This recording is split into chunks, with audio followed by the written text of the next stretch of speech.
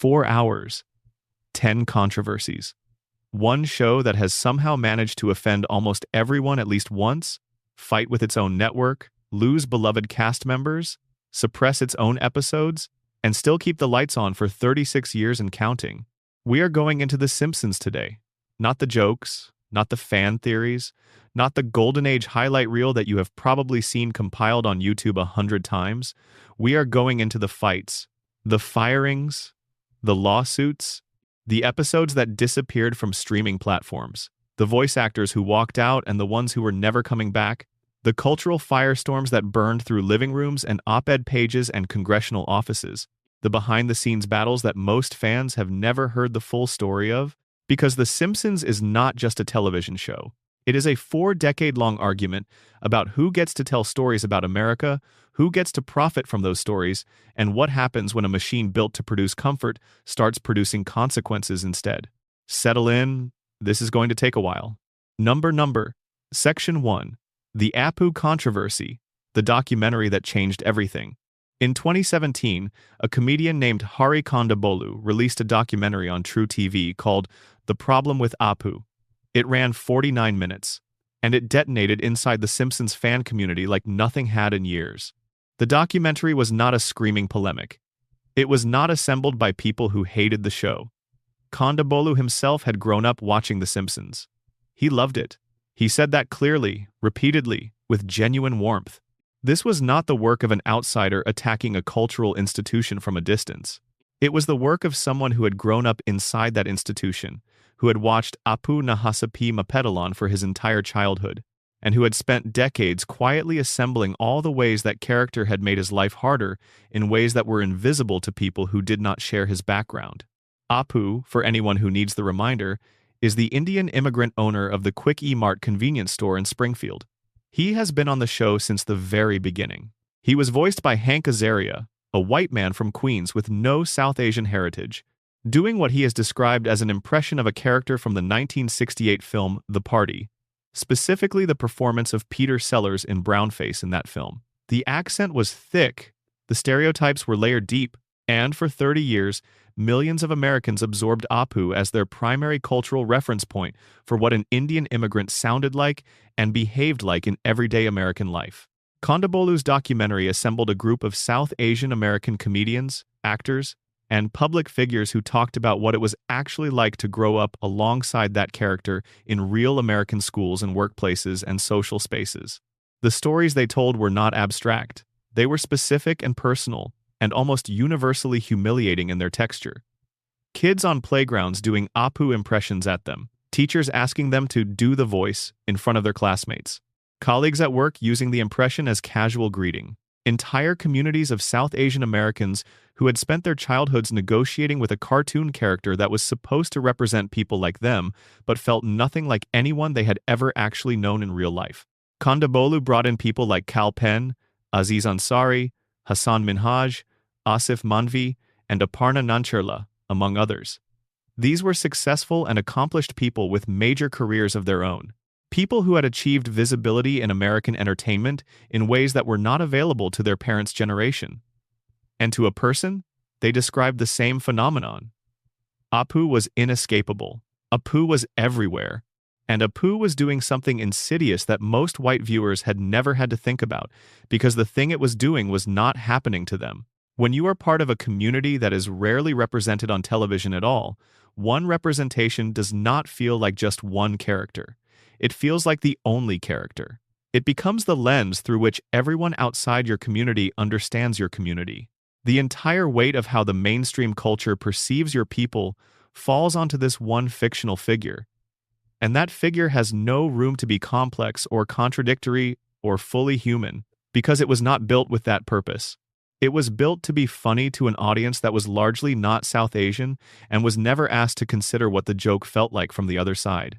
When that one character is built almost entirely on accent-based comedy and cultural stereotyping dressed up as affection, the people who look like that character do not get the luxury of saying it is just a joke, because the joke follows them. It finds them in cafeterias and job interviews and family restaurants and first dates. The joke becomes the frame through which other people see them. And The Simpsons, which was one of the most watched and most culturally embedded television programs in American history, had been distributing that frame for 3 decades. The documentary raised a specific and pointed question. Not why does Apu exist, but why, in 2017, after decades of evidence that this character was causing harm to real people, was nobody at The Simpsons willing to engage with that question seriously? The show had found time to revisit and deepen virtually every other major character in its universe over 30 years. Homer had received multiple episodes exploring his childhood trauma, his cognitive limitations, his capacity for genuine feeling beneath the buffoonery. Marge had been given storylines that interrogated the cost of her relentless patience and her suppressed desires for a life beyond the domestic. Even minor characters like Ned Flanders and Sideshow Bob had been granted interior lives of genuine complexity. Apu had been given a wedding and some children and the occasional B-story, but had never received the kind of humanizing depth that would have complicated the jokes rather than simply continuing them. The initial response from the show was, by almost any measure, a creative disaster. In the episode No Good Read Goes Unpunished, which aired in April of 2018, Marge and Lisa have a conversation that was clearly written as a direct response to Kondabolu's documentary. Marge is working through an old storybook, trying to update its outdated content, and finding that every attempt to fix one problem creates another. Lisa turns to the camera and says something to the effect of, "What can you do?" Then she adds that some things will be addressed at a later date if it is even possible to do so. It was The Simpsons breaking the fourth wall to tell its audience that it did not have a good answer to the Apu controversy and was not particularly interested in doing the work of finding one. The backlash was immediate and significant. Kondabolu responded on social media with 4 words. Wow. Disappointing but not surprising. The documentary had already made its case in full.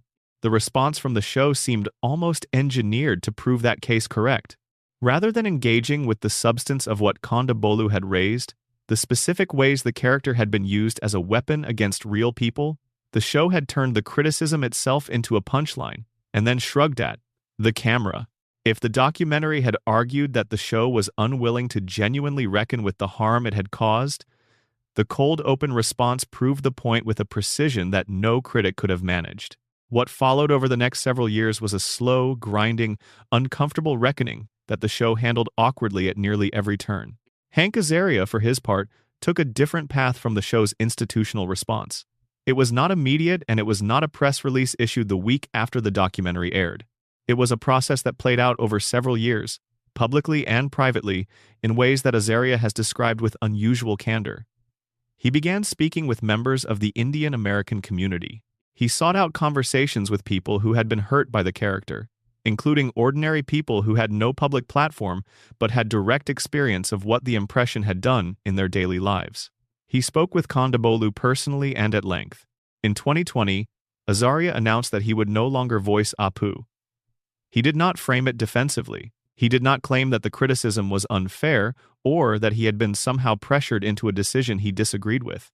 He said, quite plainly, that it had not occurred to him for decades that voicing an Indian character in a thick, stereotyped accent could cause harm to real people, and that once he understood that it had, continuing to do it was not something he was comfortable with. The apology, when it finally came in its fullest form, during a podcast appearance in 2021, was striking for its specificity and its apparent sincerity. Azaria said he wanted to apologize to every single Indian person in this country. He said he had come to understand over time that the character had caused real pain to real people, and that his own obliviousness to that pain over 3 decades was itself a kind of failure, not an excuse. He acknowledged that good intentions in the performance did not cancel out harmful effects on the people who had to live with those effects. The show then entered what can only be described as an Apu interregnum. The character still existed in Springfield, technically. He appeared in the background of crowd scenes. He could be spotted behind the quick E-Mart counter in establishing shots. But he stopped speaking. He stopped having storylines. He became a ghost in his own convenience store, present but silent, while the show and the studio figured out what, if anything, to do with him next. As of the most recent seasons, Apu has not been given a meaningful speaking role since Azaria stepped away from the part. The show has not recast him with a South Asian voice actor, which is what many people in the Indian American community had specifically advocated for. It has also not written him out of the show with any kind of narrative acknowledgement. He exists in permanent limbo, which has satisfied almost no one involved in the conversation. Kondabolu's position on the outcome was measured and somewhat melancholy when he discussed it in subsequent interviews. He had not wanted Apu erased. He had wanted the show to take the character seriously, to interrogate what it had built, to potentially reimagine Apu in a way that gave him the kind of specific human complexity the show was capable of when it chose to deploy it. What he got instead was a defensive fourth-wall break, followed by quiet sidelining. He acknowledged that Azaria's personal journey and his eventual apology were meaningful and represented genuine change in at least one person's understanding. He remained considerably less satisfied with what the institution itself had done. The deeper issue that the Apu controversy surfaced, and that made it genuinely important beyond the specific case of this one character, was a structural problem that applied to the entire landscape of American animated television for decades. The show began in 1989. The voice cast assembled around it was drawn almost entirely from white performers. As the show accumulated more and more characters of color across its growing ensemble, those characters were largely voiced by those same white performers, often using exaggerated accents and cultural shorthand as the primary tool for communicating who those characters were. The characters of color in Springfield were defined in many cases by the ways they differed from the white majority, and those differences were communicated through impression rather than through the kind of interior perspective that would have required actual community input. Apu was the most prominent example of this pattern, but genuinely not the only one. Azaria also voiced Dr. Nick Riviera, who drew on vague Latin American stereotypes, and contributed voices to several other characters whose cultural characterizations were built on similar assumptions. Carl Carlson, one of Homer's closest friends at the nuclear plant, and one of the show's few recurring black characters, was voiced by Azaria during the show's most formative years in ways that would not pass scrutiny in any current conversation about representation. The show's Spanish-accented, Italian-accented, and vaguely ethnic peripheral characters were a gallery of the same approach applied across different communities. The argument that had been used to justify all of this for decades was that animation was different from live action, that voice acting was about vocal range and character specificity rather than identity, that a performer's ethnicity had no bearing on their ability to inhabit a character vocally. This argument has some genuine validity within certain contexts and parameters. Voice performance is a highly specialized skill. Talented performers cross character boundaries constantly in animation, and there is real artistic work happening in those crossings. But the argument has a limit, and that limit is approximately where it runs into 30 years of a specific accent being used to mock specific real people in specific real-world situations, while the performers and producers of that accent were largely insulated from any of those consequences by virtue of not being the people the accent was attached to. In 2020, amid the broader cultural reckoning that swept through American institutions in the wake of George Floyd's murder and the national conversation about representation and harm it catalyzed, The Simpsons made a formal announcement. Going forward, white actors would no longer voice characters of color. The announcement was significant and unprecedented for the show. It was also, for a great many people, about 3 decades overdue.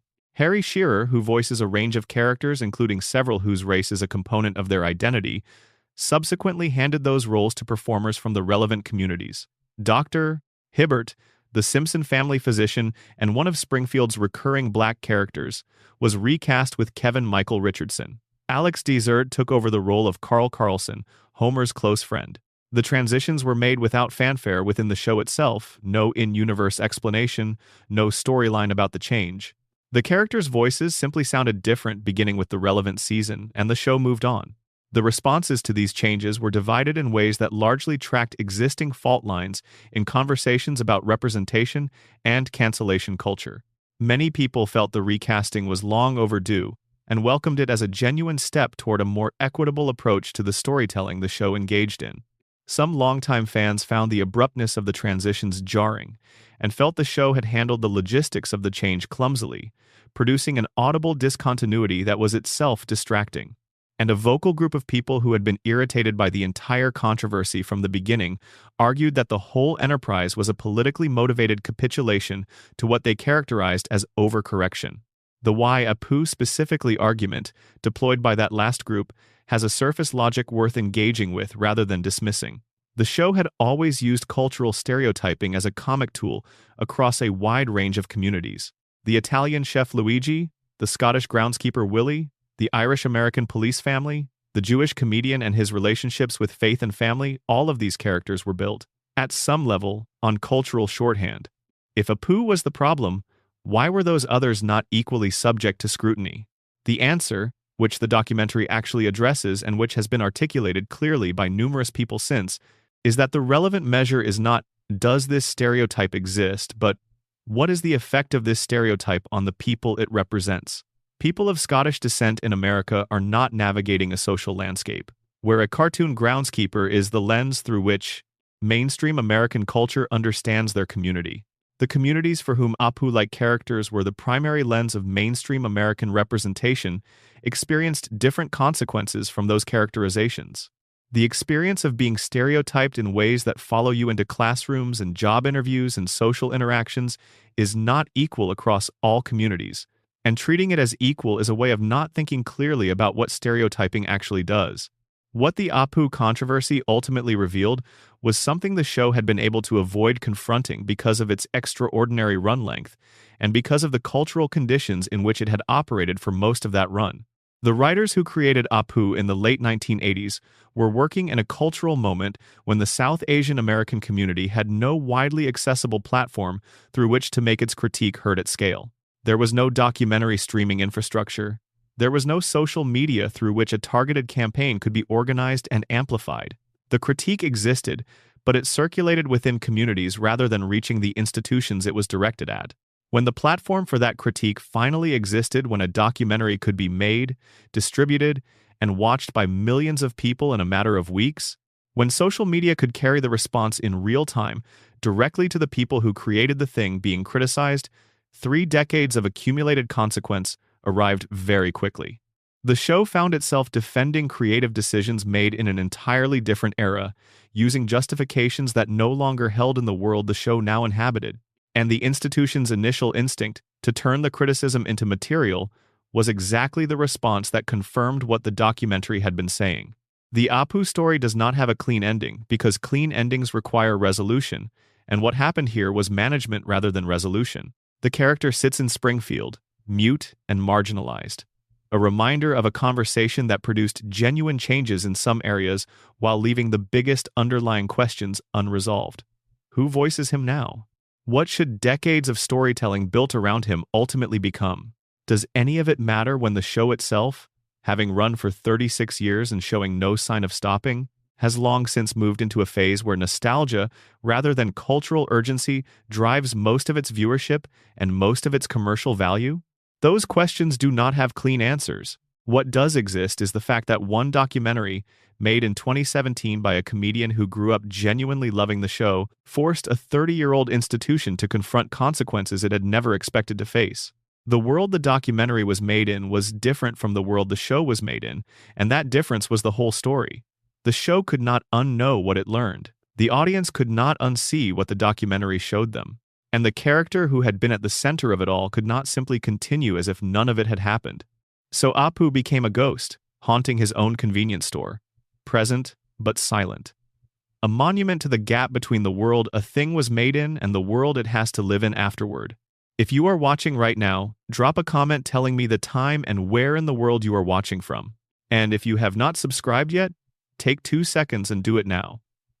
There is a lot more where this came from. Number, Section 2. The firing of Harry Shearer. The day Springfield nearly went quiet. In May of 2015, an announcement came through the entertainment press that briefly made it feel like The Simpsons might, against all odds and all expectations and all commercial logic, actually end. Harry Shearer was leaving the show, not retiring, not taking a leave of absence, not negotiating from a position of leverage with the full expectation that a deal would be reached before anyone noticed. Leaving. In a dispute over contract terms, over creative conditions, and over what Shearer described as restrictions on his ability to pursue other professional work while still under contract to The Simpsons, one of the most essential voices in Springfield's entire history announced through his representative that he was done. To understand why this mattered in a way that went well beyond the ordinary drama of a contract dispute, you have to understand how much of Springfield lived inside Harry Shearer's voice box. Shearer voiced Mr. Burns, the central antagonist of the entire series. He voiced Smithers, Burns's devoted and long-suffering assistant, who functions essentially as the show's most complex exploration of loyalty, class, and repressed identity. He voiced Principal Skinner, whose storyline was so fundamental to the show's architecture that an entire section of the controversies we will discuss later is built around a decision the writers made about him in Season 9. He voiced Ned Flanders, Homer's perpetually cheerful and perpetually suffering neighbor, whose goodness is one of the show's most sustained and subtle character achievements. He voiced Kent Brockman, Springfield's local television news anchor, whose satire of broadcast journalism is some of the most consistently sharp media commentary the show has ever produced. He voiced Dr. Hibbert, the Simpson family's physician. He voiced Rainier Wolfcastle, the Austrian action film star whose accent was a specific parody of a specific real person that managed to be funny for 3 decades. He voiced Otto, the school bus driver, Scratchy from Itchy and Scratchy, Lenny, Reverend Lovejoy, and a rotating cast of dozens of secondary and tertiary characters who filled the texture of Springfield's world. This was not a supporting cast member who could be quietly replaced without anyone noticing. This was, in terms of raw workload and in terms of the central importance of the characters he inhabited, arguably the single most important voice performer on the entire show.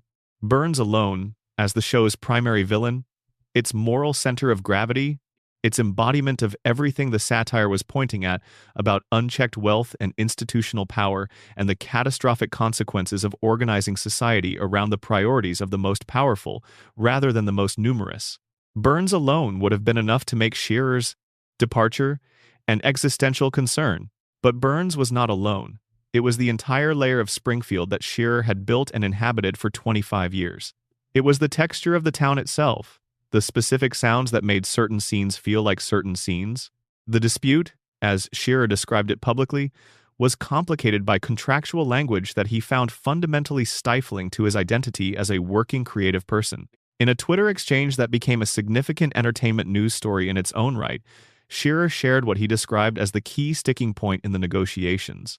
The network and the production studio wanted him to sign a deal that would give Fox the right to approve or deny outside work he undertook while under contract. Shearer, who had a long and active career that substantially predated The Simpsons and who remained creatively engaged in multiple areas including radio work, film projects, and his continuing work with the comedy rock band Spinal Tap, found that level of corporate control over his creative life unacceptable. The producer's public response was, in essence, that all of the other cast members had signed deals with similar terms and that Shearer was being asked for nothing that his colleagues had not agreed to. Shearer's response was that the other cast members had made a different calculation about what they were willing to accept and that their willingness to accept it did not obligate him to make the same choice. He was not interested in arguing that the terms were unreasonable in an abstract or universal sense. He was saying that they were unreasonable for him specifically, given the nature of his career and the creative work that mattered to him outside of Springfield. What made the situation genuinely strange, and what made it something more than just another Hollywood contract dispute, was its public nature. Shearer did not simply decline to renew his contract and slip quietly away while the show issued a bland statement about pursuing other opportunities. He announced his departure on social media with a degree of transparency that the entertainment industry almost never sees in these situations. He shared the substance of the terms he had been offered. He explained his specific objections to those terms. He made internal negotiating positions a matter of public record in a way that clearly irritated the studio and the show's producers, who would very much have preferred to manage the situation behind closed doors, with the usual tools of institutional control. Al Jean, the longtime executive producer who has been running the show in one capacity or another since its earliest seasons, responded publicly as well, saying that the show would recast Shearer's characters and continue production without him if that was what the situation required. The implication was deliberately clear and slightly threatening. Nobody was irreplaceable, not even the man who had voiced Mr. Burns and Ned Flanders for a quarter century. The show had run for 25 years and it would run for 25 more if it needed to, with or without any individual performer attached to it. For fans watching this play out in public over several weeks, it felt like watching a negotiation conducted at gunpoint on live television, with both sides making moves and counter-moves through press statements and social media posts, while the actual substance of the disagreement remained opaque. The cultural conversation that followed was fascinating in what it revealed about The Simpsons' complicated relationship to its own mythology and to the performers who had built that mythology. On one side of the debate, you had the argument that the show was genuinely bigger than any of its individual cast members, that it had survived the departure of Conan O'Brien's entire creative generation and the death of Phil Hartman and the gradual diminishment of its own reputation over 2 decades of declining quality, and that it would survive this too. There was a logic to this argument. Brands do survive individual personnel changes. The show was an institution with resources and infrastructure that went well beyond any single voice performer. On the other side, you had the growing and increasingly loud sentiment that The Simpsons of the golden era was already long gone, that the show had been running on brand equity and nostalgic goodwill for at least a decade, and that losing Shearer specifically would strip away one of the last genuinely irreplaceable connections between the current show and the thing that had made those early seasons extraordinary in the first place. The show without Shearer's Burns was a show with a different Burns. A show with a different Burns was a different show. And a show that had already been accused by its own audience of losing touch with what it was not positioned to absorb a change of that magnitude gracefully. The negotiations were messy and protracted in the way that high-stakes creative negotiations usually are, with both sides making statements that were somewhat misleading about their actual positions and willingness to compromise. And then, about 2 months after the initial announcement, an agreement was reached. Harry Shearer returned. He signed a new contract and came back for season 27 and every season since. The terms of the eventual agreement were not fully disclosed, which was itself a kind of statement. Shearer said publicly that the deal he ultimately signed was different from the one he had been offered initially. This suggested, without quite confirming, that some movement had occurred on the issues he had raised. The show did not publicly acknowledge any compromise on its part, framing Shearer's return more as a resolution than as a concession and moving on quickly to other things. What was notable about the resolution was not simply that it happened, but the way it happened. Shearer had used public transparency as a negotiating tool in a way that was genuinely unusual for a performer in a long-running television contract dispute. By making the terms public and framing the argument as being about creative autonomy rather than compensation, he had generated a kind of public attention and sympathy that would have been much harder to achieve if the dispute had stayed behind closed doors. The story became a conversation about what rights a creative person retains when they become deeply embedded in a commercial institution, which is a much more interesting and sympathetically framed narrative than veteran voice actor argues with studio about contract terms. The deeper issue that the Shearer situation raised, one that has never been fully resolved, is the strange creative and contractual limbo that The Simpsons' core cast now permanently occupies. The original 6 principal voice performers, Dan Castellaneta, Julie Kavner, Nancy Cartwright, Yeardley Smith, Hank Azaria, and Harry Shearer began voicing these characters in 1989. They are, in 2025, still voicing them, or in Azaria's case, still voicing the ones he has not stepped away from for representation reasons. They have been these characters for 36 years.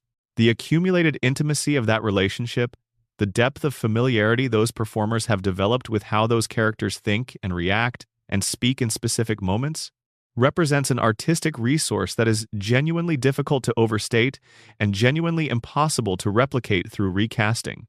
When Castellaneta voices Homer in A Quiet Scene with Marge, there are 36 years of character knowledge informing the specific shadings of his delivery. When Shearer voices Burns in a moment of unexpected vulnerability, the performance draws on a depth of understanding about that character's specific contradictions, the power and the frailty, the cruelty and the occasional flicker of genuine feeling that was built over decades of inhabiting him. These are not performances that can be duplicated by giving a talented new performer the scripts and a few sessions to prepare.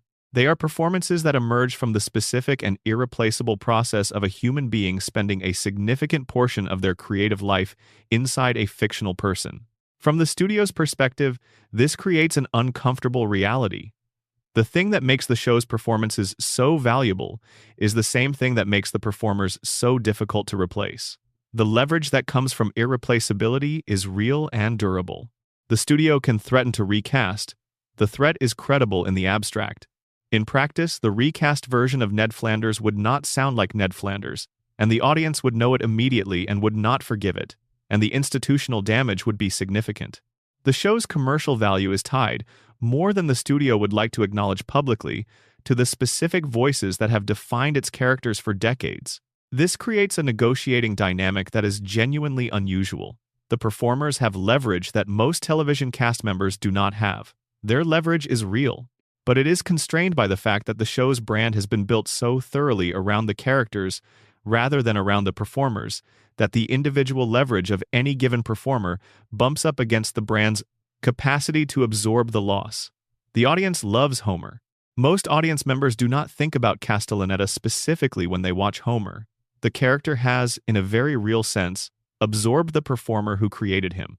This makes the performer simultaneously more valuable than they would be in a show where the connection between performer and character was more obviously personal and less individually powerful than the value of their contribution would suggest. Shearer's brief departure and rapid return illustrated all of this.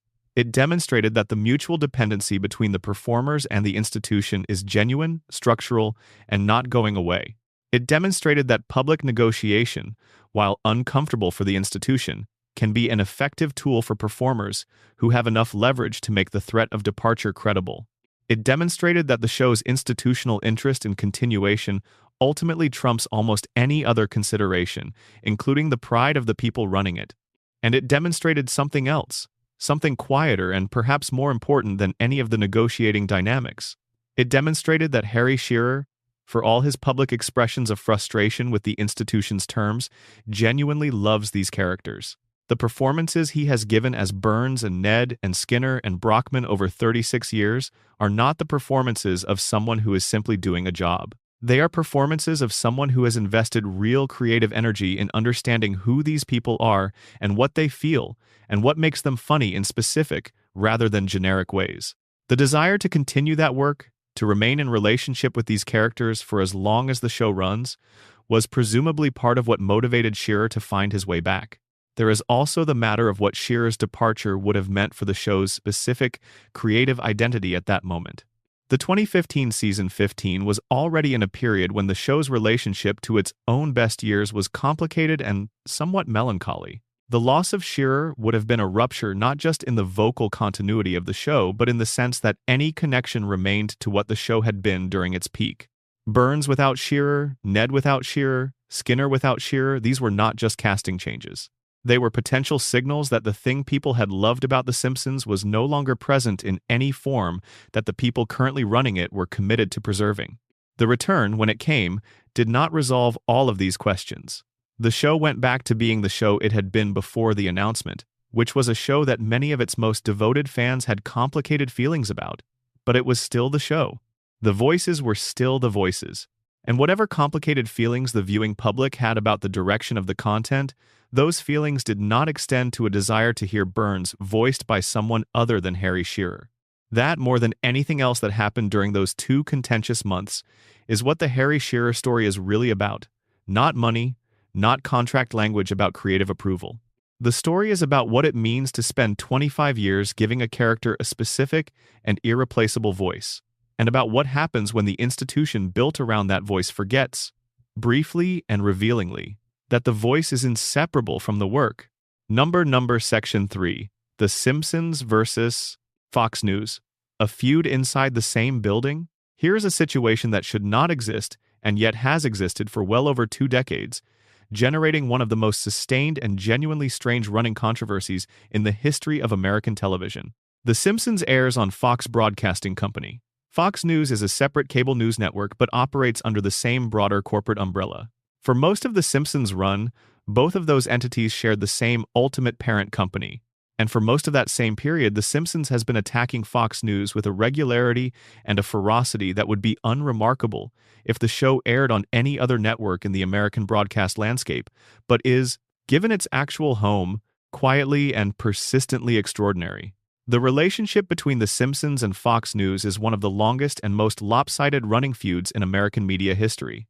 The show has depicted Fox News as a deliberate propaganda operation for Republican political interests, going back to at least the early 2000s, when the cable news landscape was still relatively young, and the critique had the quality of satire getting ahead of what many viewers were willing to consciously acknowledge about what they were watching.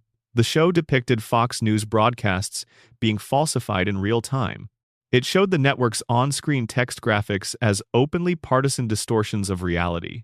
It animated versions of Fox News programming and its specific visual language and presented them as cartoon villains whose resemblance to their real-world targets was impossible to miss.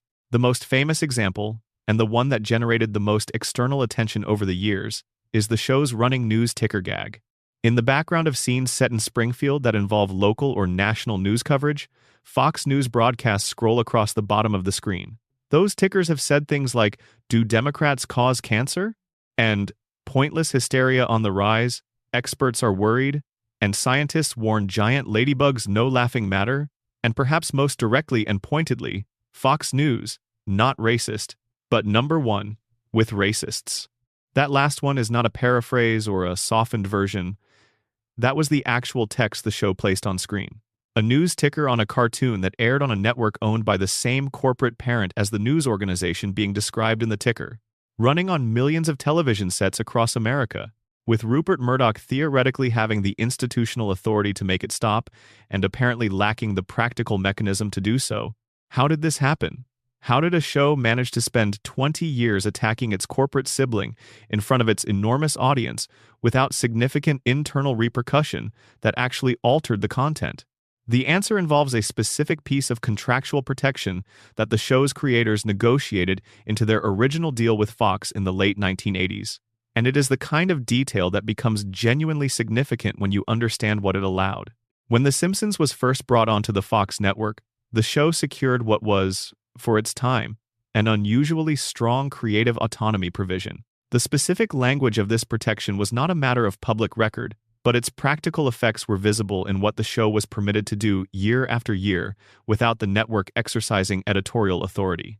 Fox Broadcasting, and by extension Fox's broader corporate leadership, did not have the contractual standing to simply override the show's creative decisions. The protection meant that the critique of Fox News was not something the show was sneaking past distracted executives. It was content that the show had the legal right to produce regardless of who found it inconvenient. This created a situation in which a show on Fox could attack Fox News in terms more direct than any normal corporate media arrangement would permit, and the network had limited practical ability to do anything about it without triggering a legal confrontation that would have been more damaging to Fox's corporate reputation than the jokes themselves. The show was too valuable to cancel over its political commentary. The creative protections were too strong to override without a legal fight that would itself become a major story. And the satirical nature of the content gave the network's legal team just enough distance from the specific targets to avoid the kind of direct advertiser-threatening defamation exposure that might have moved the corporate calculus. Fox News pushed back against The Simpsons' characterization in various ways over the years. In 2012, Fox News was reported to have issued a formal complaint to Fox Broadcasting about one of the specific ticker jokes, arguing that it crossed a line from satire into something more directly harmful to the news channel's reputation and brand. The show's creative team reportedly responded by pointing to the contractual protections that governed what they could and could not be told to change. The complaint went nowhere. The ticker kept running.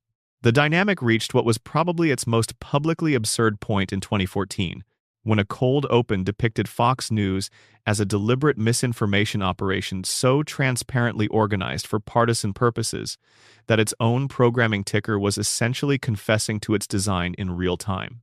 The segment also showed Fox News aerial vehicles with text underneath them that attributed the damage they were covering to their own news-gathering operations. It was the show doing something it rarely did in its later seasons, producing satire that was as sharp and confident as anything from the Golden Era, apparently energized by the specific absurdity of its own institutional position. Rupert Murdoch, who was at that point the chairman of the broader Fox corporate structure, appeared in Simpsons episodes over the years in forms that were rarely flattering to him personally.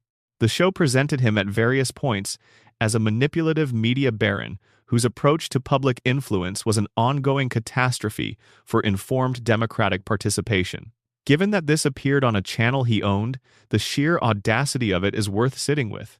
The writers who have spoken about this dynamic over the years have done so with a mixture of genuine amusement and evident satisfaction. The creative autonomy the show had negotiated gave them the ability to say things about their corporate environment that no other show in an equivalent position could say. There is something almost perfectly Simpsonian about a cartoon that spent decades biting the hand that fed it, while the hand continued to write the checks, because the show was too profitable to stop funding. But the Fox News feud has dimensions more complicated than simply brave satirists mocking corporate overlords, and those complications are worth examining honestly. The Simpsons' relationship to Fox as an institution is not limited to the news division. The show has attacked Fox, the entertainment network, in almost exactly the same terms it has used to attack Fox News, with the same running gag energy and the same corporate target. Over the years, the show has implied that Fox pressures its entertainment properties to reduce production budgets and then banks the difference.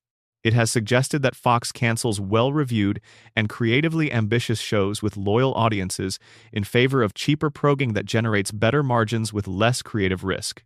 It has implied that the network's standard approach to both its creative talent and its audience involves treating both with significant contempt while extracting maximum commercial value from both.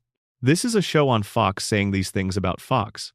The meta-comedy of this situation, the show simultaneously as the product of a network and as the critic of that network, is one of the more genuinely unusual creative positions in American television history. And it creates a legitimate question about what the critique actually means when it comes from inside the institution being critiqued. A specific episode crystallized this dynamic with unusual directness. In content from around the year 2000, a Fox executive character was depicted overruling creative decisions at the show's fictional, in-universe production equivalent and replacing thoughtful creative choices with cheaper and more manipulative content decisions, driven entirely by commercial considerations. The character was not depicted subtly. The critique was not coded in any way that would allow the network to pretend it was not the target. It was among the most direct statements a network television program has ever made about the organization broadcasting it, made with the apparent full understanding that the show's creative protections made it possible. The reason this matters beyond its comedic surface is what it reveals about The Simpsons' sophisticated understanding of its own position within the media landscape it was simultaneously part of and satirizing. The show has always known that it is a product. It has always understood that its existence serves commercial purposes for an institution whose values and priorities are not necessarily aligned with the values and priorities of the people making the show. And rather than pretending otherwise, the show chose to make that awareness part of its own content. The critique of Fox News and Fox Broadcasting was not incidental to the show's identity. It was baked into the DNA of how the show understood itself. This self-awareness connects to one of the deeper and less frequently examined tensions in The Simpsons' long run. The question of whether a show that makes its money from the system it is satirizing can sustain meaningful satirical authority over time is a genuine one that does not have a simple answer. In the early seasons, the show's critique of consumer capitalism and media manipulation and corporate power had the energy of genuine insurgency. The show was new, it was punchy, it was saying things that primetime television had not said before, and the authority of that critique came partly from its outsider status. The show was not yet the establishment, it was attacking the establishment.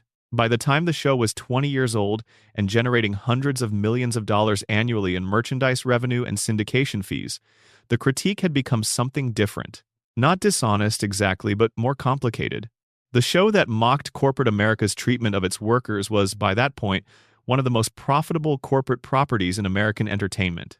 The show that satirized consumer culture was itself a major engine of consumer spending, with its characters' images on products in virtually every retail category imaginable. The show that attacked Fox News was still airing on Fox. These contradictions are real.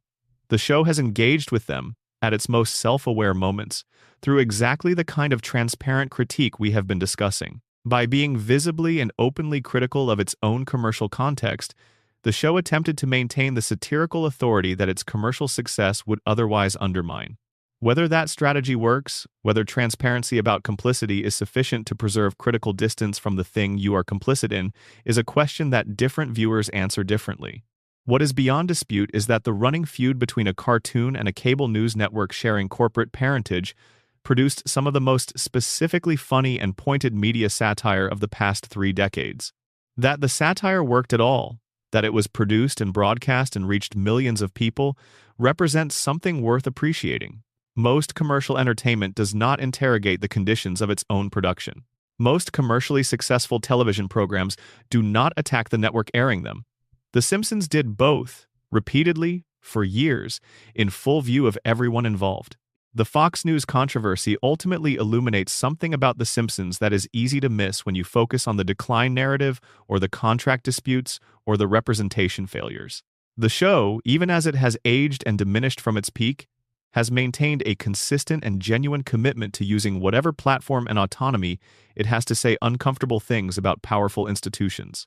This commitment does not redeem the show's failures in other areas, but it is real and it is sustained and it is worth acknowledging as part of the full picture of what The Simpsons has been over 36 years. The network that broadcasts it has never made it stop. That might be the most remarkable thing about the entire story. Section 4. The death of Phil Hartman and the silence after. There are things that happened around The Simpsons that the show itself handled with what can only be described as a kind of sustained, aching grace. And then there is the story of Phil Hartman, which is all of those things simultaneously, and which remains one of the most quietly significant chapters in the show's long history. Phil Hartman was murdered on May 28, 1998. He was shot in his home in Encino, California, by his wife Bryn Hartman, who then died by suicide later that same night. He was 49 years old. He was one of the most gifted voice performers and comedic actors of his entire generation, a core cast member of Saturday Night Live through the mid-1980s to the early 90s, the voice of television and radio commercials whose characters became as recognizable as the people who bought the products, and one of the most beloved recurring performers in the entire history of The Simpsons. Hartman voiced 2 characters on the show who had become, by the time of his death, genuine fan favorites with well-established internal logic and comedic identities that were completely specific to him. The first was Troy McClure, a faded Hollywood actor who appeared in educational films, public service announcements, promotional videos, and infomercials within the Springfield universe, always introducing himself with the formula, "Hi, I'm Troy McClure. You may remember me from such films as," followed by increasingly absurd fake titles that were often funnier than the episode they appeared in. The second was Lionel Hutz, the chronically incompetent Springfield attorney who served as the Simpson family's regular legal representation and whose approach to the practice of law was somewhere between wishful thinking and honest-to-goodness fraud. Both characters were vehicles for a very specific kind of deadpan absurdist comedy that suited Hartman's particular abilities perfectly in ways that went beyond simple vocal matching. He was extraordinarily good at playing confident mediocrity, at voicing characters who were entirely and cheerfully unaware of the width of the gap between their self-image and their actual capabilities. There was something warm and slightly melancholy in both Troy McClure and Lionel Hutz that went well beyond the surface joke. McClure, for all his faded glory buffoonery, was presented with enough internal specificity that he felt like a real person rather than a cartoon placeholder, someone who had genuinely believed in himself, who had put real things into a career that had not returned them, who was navigating the specific indignities of Hollywood with a determined obliviousness that was both funny and somewhat sad. Hutz was a legal disaster who nonetheless seemed to care about his clients in whatever fragmented and incompetent way he was capable of caring, making his catastrophic incompetence feel like a character flaw rather than just a comedy delivery system. Both characters had deep wells of untapped creative potential at the time of Hartman's death. The show had barely scratched the surface of where those characters could go. They had appeared in dozens of episodes across the show's first 9 seasons, and had accumulated enough internal history and established logic that they were genuinely ready to be taken in new and more ambitious directions. There was more to do with them. Everyone involved with the show knew it. And then, overnight, they were gone. The decision made by the show's producers in the immediate aftermath of Hartman's murder was, in retrospect, exactly right in a way that is difficult to articulate precisely but very easy to feel. Troy McClure and Lionel Hutz were retired. Not recast with a different voice performer, not written out of the show with an in-universe explanation that would have required the audience to watch characters they associated with Hartman processing a loss that was happening in a different register entirely. They simply stopped appearing. The show did not force its audience to hear a different voice emerging from a character they associated completely with a specific human being who had died violently and far too soon. There is no comparable decision in the history of American animated television that has been received with the same universal respect from both critics and fans. Other shows have recast beloved characters after performers died.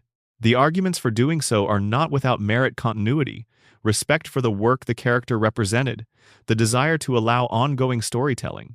But in the specific case of Hartman and The Simpsons, the choice to retire the characters rather than recast them communicated something fundamental about what those performances had actually been. They were not just characters, they were Hartman. Whatever voice you placed on Troy McClure after May of 1998 would not be Troy McClure. It would be a reminder, in every scene it appeared in, that Hartman was dead.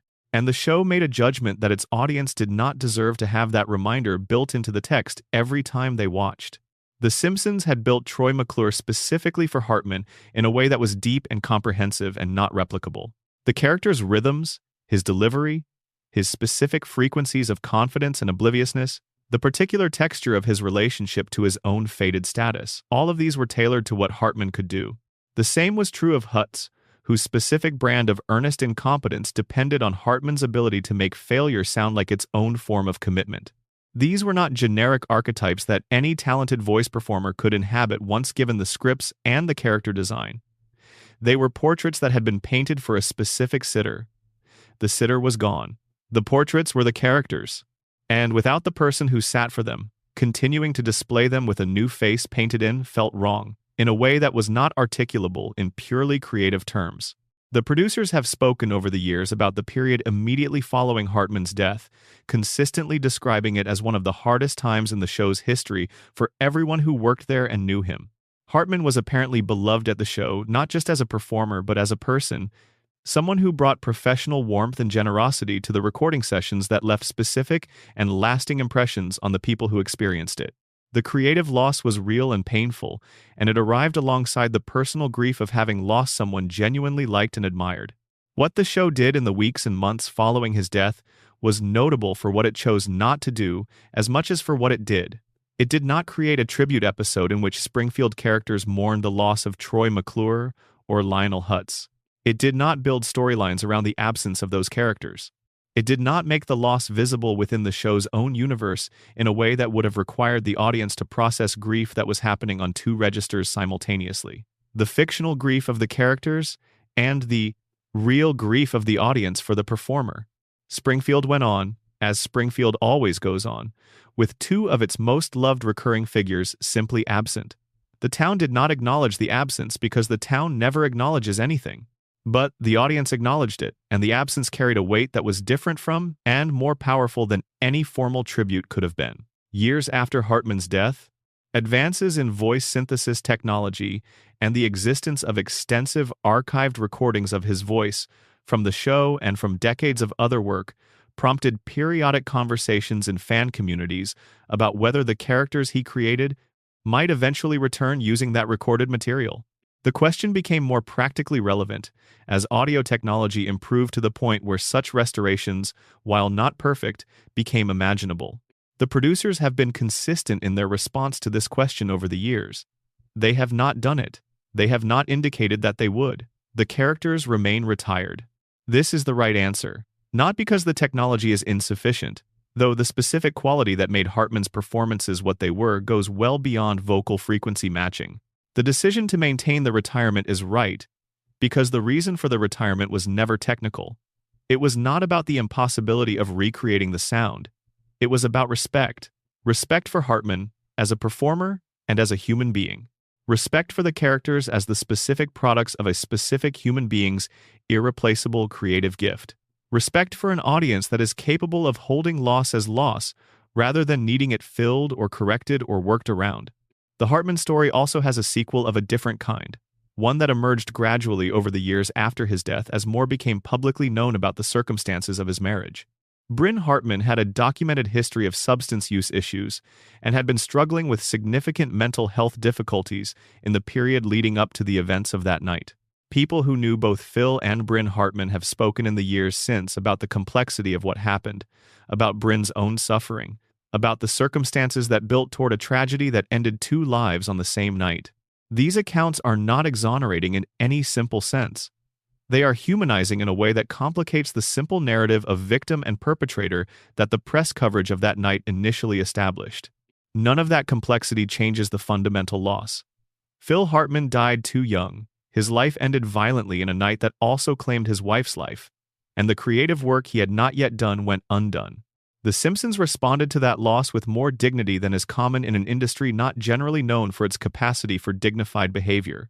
And two empty chairs at a table in Springfield have remained empty for more than 25 years as a result of that decision. Within any episode of the show's first 9 seasons, you can hear what the show had and what it lost. When Hartman's voice comes through Troy McClure, in the middle of an episode, doing something ridiculous in that specific way that was completely his own, there is a precision and warmth to the comedy that serves as its own argument for why the decision to retire those characters was the right one. What he was doing with those characters was not replicable, not by another performer, however talented, and not by a technology that can reconstruct frequencies, but not the specific human intelligence that chose those frequencies for those specific reasons. Troy McClure and Lionel Hutz are among the best-loved characters in the show's history. They have not appeared in approximately 25 years. This is not a gap. It is, as has been said before in better ways than this, a monument. One of the quietest and most appropriate monuments in the history of a medium that tends not to handle grief this well. That the show built it without being asked, without making it a statement, without drawing attention to the gesture and taking credit for it, is perhaps the most genuinely Hartman-esque thing about it. He would have found a way to make it funny. The show, in his honor, simply let it be what it was. Number, Section 5. The Michael Jackson episode and its disappearance. For approximately 27 years, The Simpsons had an episode about Michael Jackson. Millions of people had seen it, quoted it, included it in their personal lists of the show's finest moments. It sat in the archive as one of the most emotionally warm entries in the entire run, a season premiere that did something genuinely unexpected with a celebrity guest appearance and pulled it off beautifully. And then, almost overnight, it disappeared. The episode is called Stark Raving Dad, and it is the first episode of Season 3, which aired on September 19, 1991. The premise is built around Homer being committed to a psychiatric facility after wearing a pink shirt to work, which the plant's dress code computer classifies as indicating a free-thinking anarchist. Inside the facility, Homer meets a large white man who sincerely believes he is Michael Jackson. The man calls himself Leon Kompowski, and he is presented with genuine affection, warm, eccentric, kind, interested in the world and in the people he meets. He helps Homer understand that he has neglected his daughter Lisa's birthday. He helps Homer and Bart write a birthday song for Lisa, a song called Happy Birthday Lisa that is genuinely touching and specifically tailored to Lisa's character in a way that gives the episode a real emotional core, rather than just using the Jackson connection as a hook. The voice coming out of Leon Kompowski is unmistakably Michael Jackson's voice. Except the show went to elaborate lengths for years to claim that it was not. The character was credited under the pseudonym John J. Smith, and the producers offered various explanations for why this credit appeared the way it did, rather than under Jackson's actual name. The real story, which eventually became common knowledge, was that Jackson had approached the show wanting to appear but had preferences, apparently related to contractual obligations with his record label or to his own complex relationship with his public persona, about not being officially credited. He voiced the character. He was there, participating fully, contributing ideas to the production, but the show and he had a somewhat elaborate arrangement about acknowledgement. For decades, none of this complicated the episode's reception. It was beloved. It was emotionally warm, in a way The Simpsons did not always permit itself to be in those early seasons, when the show's tone could be more sharp-edged and satirical than sentimental. The birthday song that Bart and Leon Kompowski sing for Lisa was genuinely moving in a way that surprised viewers who came to the episode expecting something more purely comic. The episode demonstrated that The Simpsons could sustain real emotional weight alongside the jokes, a demonstration that the best episodes of the Golden Era would return to repeatedly. For 30 years, it sat comfortably among the best the show had ever done. And then, in March of 2019, 1 month after the premiere of the documentary Leaving Neverland on HBO, the show's producers announced that the episode was being pulled from circulation. Leaving Neverland was a 2-part documentary, approximately 4 hours in total, directed by Dan Reed. It presented detailed first-person accounts from 2 men, Wade Robson and James Safechuck, who alleged that Jackson had sexually abused them when they were children and that the abuse had continued over extended periods. The documentary was not the first time such allegations had been made against Jackson. He had been criminally investigated twice during his lifetime, once in 1993 in a case that was settled civilly, and once in 2005 in a criminal prosecution that resulted in acquittal on all charges. Neither the civil settlement nor the acquittal had fully put the allegations to rest in public discourse, but they had created a legal and factual context that most public conversation operated within. The documentary changed that context significantly for many viewers. The accounts presented by Robson and Safechuck were detailed, emotionally precise, and built with a cinematic weight that many people found profoundly convincing. The documentary's reception shifted the public conversation about Jackson's legacy more substantially than anything since his death in 2009 had done. Streaming services, radio stations, and cultural institutions across multiple countries reconsidered the appropriate relationship to his work in light of the documentary's claims. The decision to pull Stark Raving Dad was made by the show's creative principals. Al Jean stated publicly that the episode was being removed and that it would not be made available on streaming platforms or in syndication rotation going forward. Matt Groening was also reported to have been in agreement with the decision. Jean described the episode as part of the show's cultural history, but said that in light of the documentary, continuing to broadcast it in the normal rotation was something he could not feel comfortable with. The episode was removed from streaming platforms, removed from syndication, and removed from DVD packages. It went effectively dark. The response to this decision was, as virtually everything connected to Michael Jackson becomes after Leaving Neverland, genuinely divided in ways that were hard to bridge. Those who found the allegations in the documentary credible and who had been affected by what it presented welcomed the decision to pull the episode and viewed it as a responsible act of institutional accountability. Celebrating the cultural presence of someone credibly accused of causing serious harm to children was something they were not willing to continue doing, and the removal of the episode was understood as the show choosing to take the same position. Those who remained skeptical of the documentary's claims, or who believed Jackson had been falsely accused and that the documentary represented a misuse of the form, viewed the decision as a capitulation to unproven allegations and a failure of the kind of evidentiary standards that should govern public judgments about specific individuals. The Jackson estate has contested the documentary's claims legally and factually in court proceedings in multiple countries, and independent journalists have raised serious questions about the credibility of specific accounts in the film and about the changing timelines and prior contradictory statements of the men who made them. The situation is genuinely legally and factually complex in ways that resist clean resolution. Jackson was acquitted after a criminal prosecution in 2005. The standard of proof in a criminal prosecution is the highest standard that exists in the American legal system. The standard of proof in a documentary, which is not a legal proceeding, is considerably different and considerably lower. The question of how those different standards should interact in the court of public opinion and what institutional responsibilities follow from evidence that is compelling but not legally conclusive is one that the entertainment industry, cultural institutions, and individuals have been wrestling with across many contexts in the years since Leaving Neverland appeared.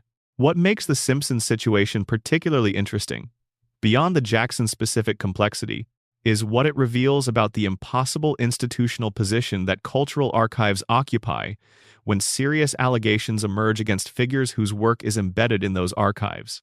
Stark Raving Dad was not made to celebrate child abuse or to enable harm.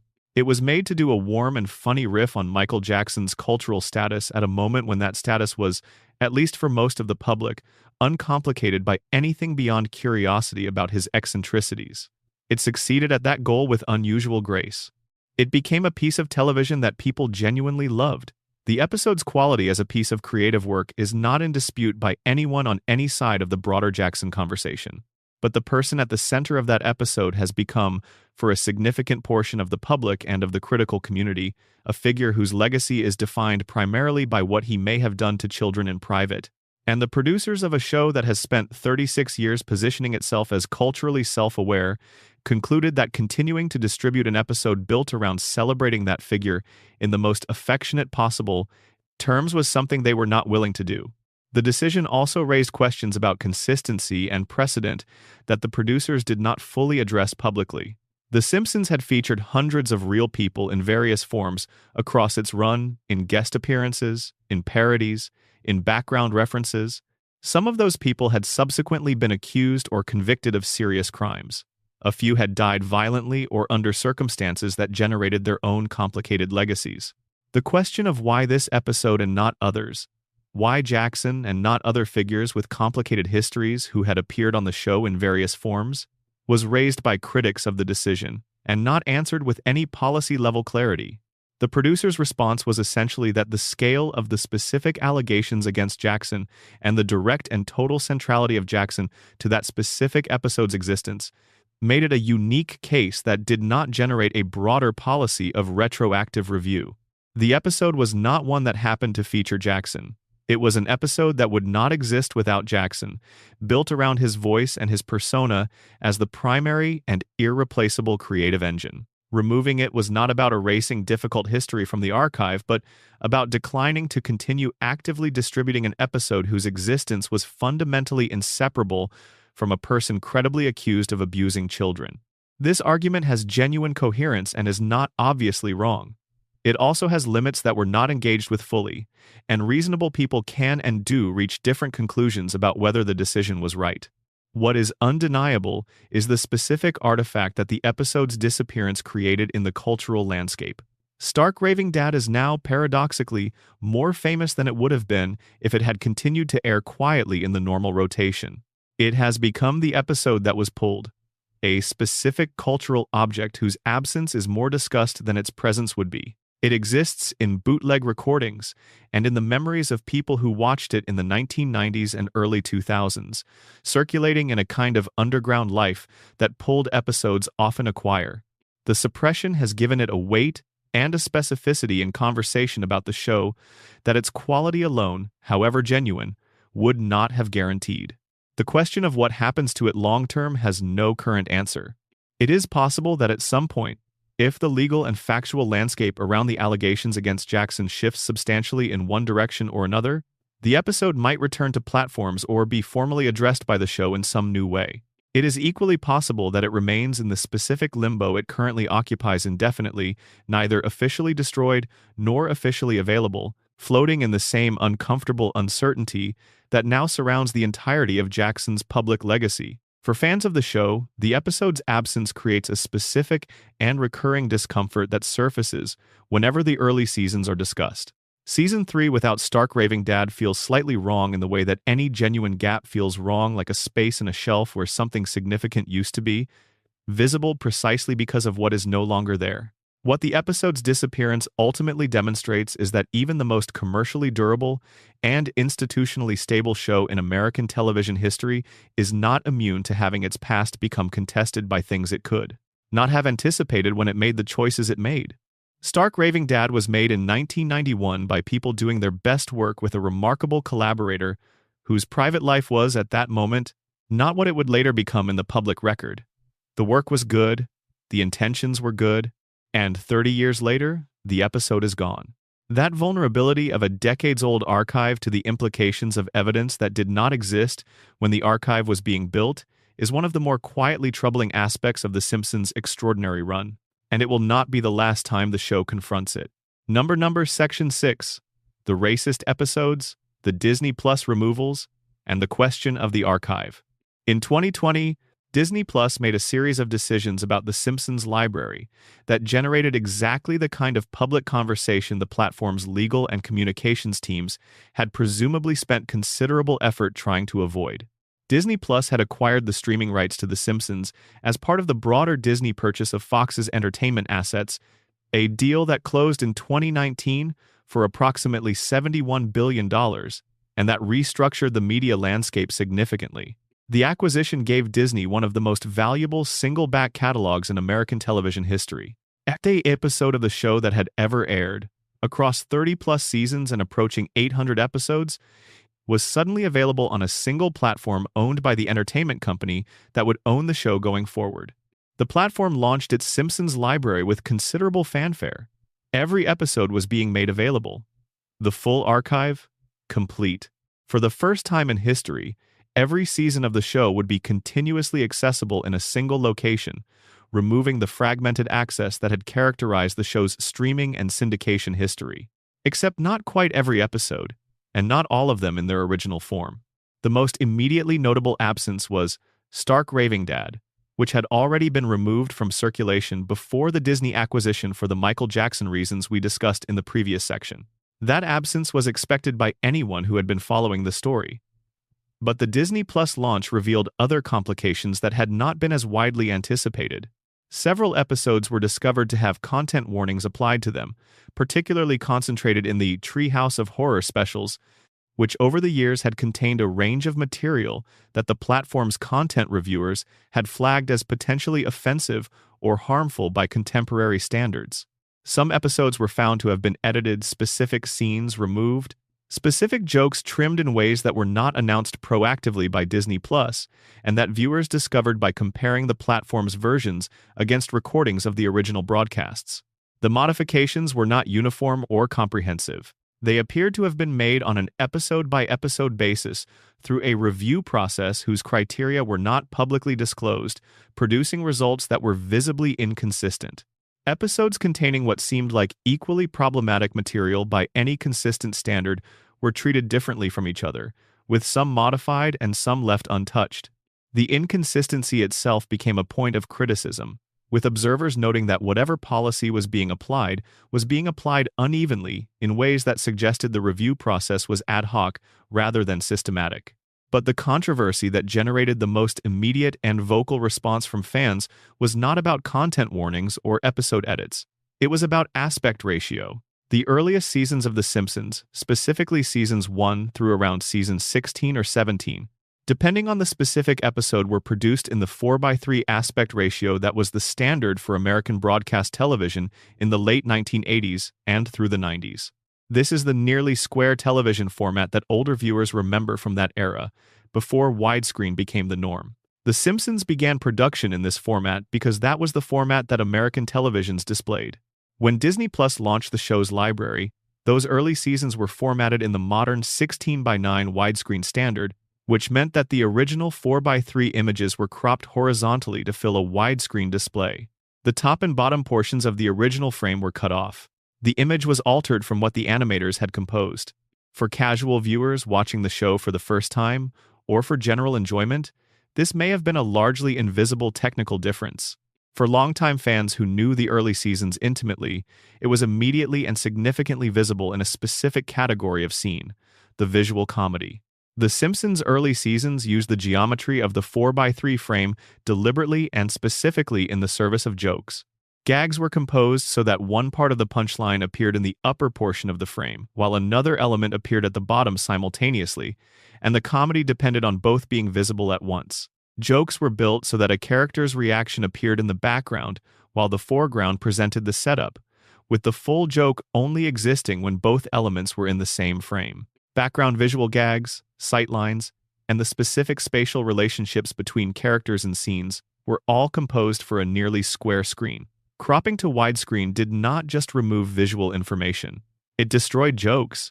Specific, carefully constructed jokes that their creators had placed in precise positions in the frame were bisected or eliminated by the format change. The fan response was immediate and significantly angrier than Disney Plus appeared to have anticipated. Screenshots and video comparisons circulated widely showing specific examples of jokes that were damaged or destroyed by the cropping. Episodes were identified in which entire visual punchlines were cut off by the format conversion. The argument was not abstract. The harm was visible and specific and demonstrable to anyone who compared the platform's version against a recording of the original broadcast. Disney Plus responded to the backlash more quickly than streaming platforms typically respond to user complaints of this kind. Within a few months of launch, the platform added an option to watch the early seasons in their original 4:3 format. This was a genuine and meaningful responsiveness to fan feedback, but the fact that it required sustained public pressure to achieve, and that the platform had launched without this option despite the fact that the problem was entirely predictable to anyone who thought carefully about what cropping a 4:3 show to widescreen would do to visual comedy, suggested a level of carelessness about the show's visual history that fans found both surprising and insulting. The content modification questions were more complicated and less cleanly resolved than the aspect ratio issue. The early seasons of The Simpsons contained comedy that reflected the cultural norms of the late 1980s and early 90s, in ways that had aged poorly by the standards of the early 2020s. Some of this was the relatively gentle aging of references and jokes that had simply become dated. Some of it was more substantive, characterizations of specific groups, casual deployment of stereotypes and slurs, and jokes built around assumptions about gender, sexuality, and race that were widely acceptable in mainstream American comedy in 1990, and that were significantly less acceptable by 2020. The Apu controversy had primed viewers to look at the show's representation of South Asian Americans critically. The recasting announcements of 2020 had primed viewers to look at representations of other communities of color. Disney Plus's content review process, whatever its specific criteria, had flagged certain episodes as requiring warnings or modifications. And the combination of those factors meant that the platform launched into a public that was already attentive to representation questions in a way that would have been much less true even 5 years earlier. Specific episodes attracted specific attention in this conversation. The Homer versus Patty and Selma episode from Season 6 contains a subplot involving a character doing a stereotyped vocal performance that reads very differently in 2020 than it did in 1995.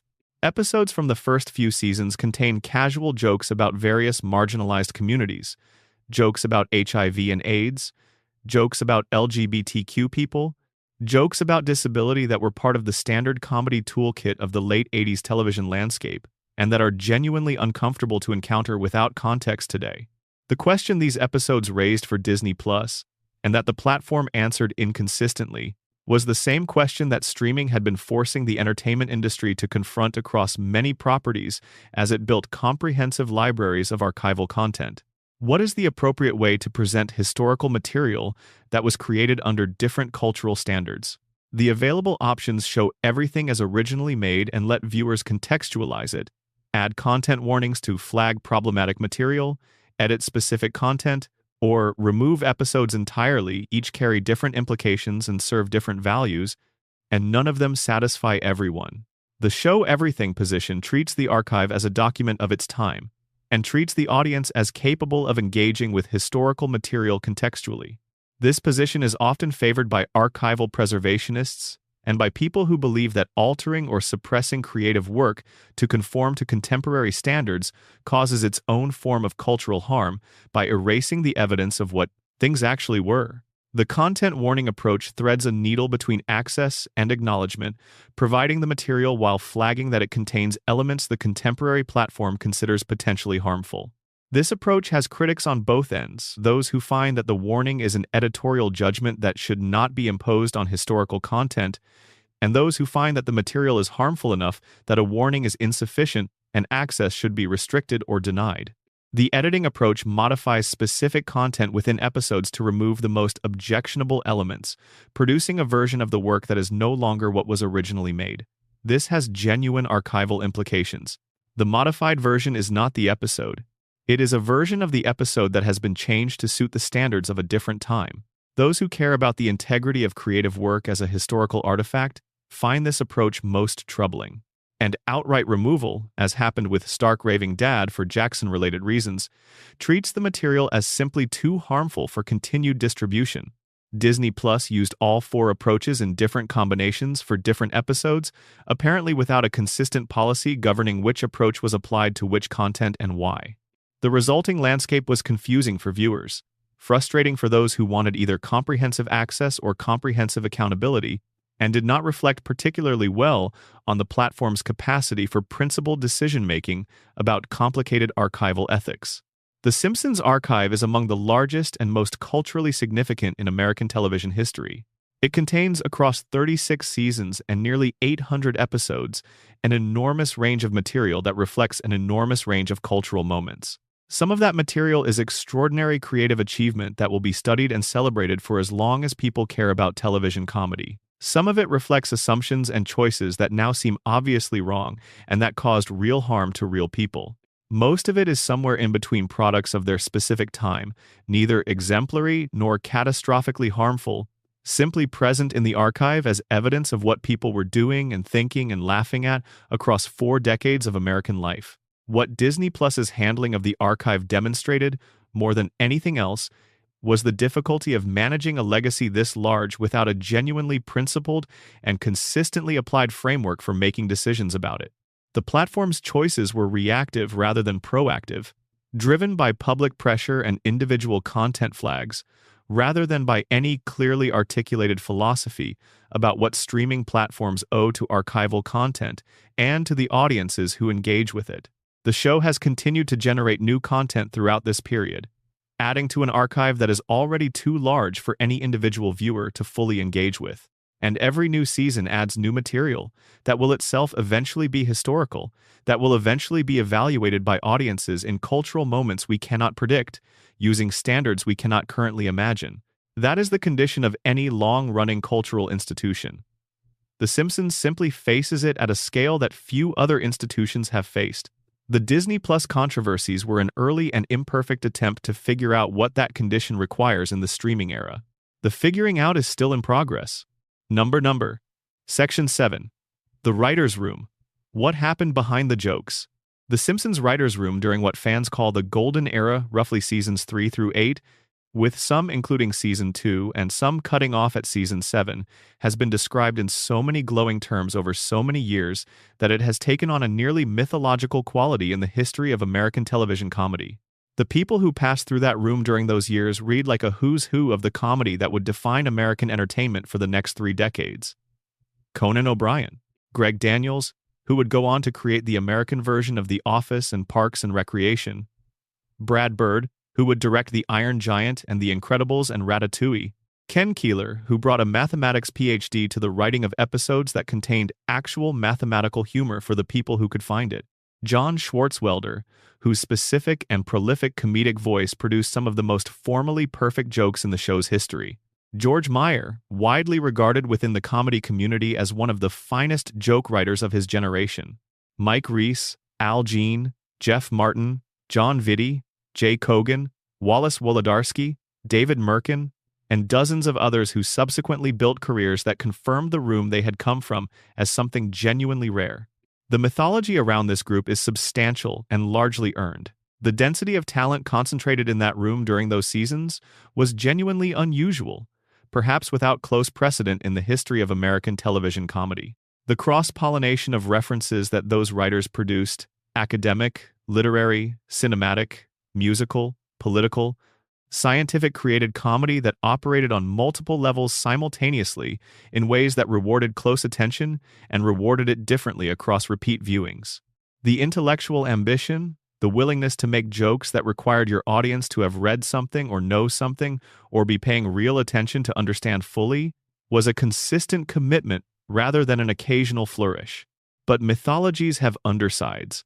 And the writer's room of The Simpsons during and after the Golden Era has been the subject of accounts that are significantly less flattering than the official version of events, and that paint a more complicated picture of what the specific conditions of that excellence actually looked like for the people who had to work inside them.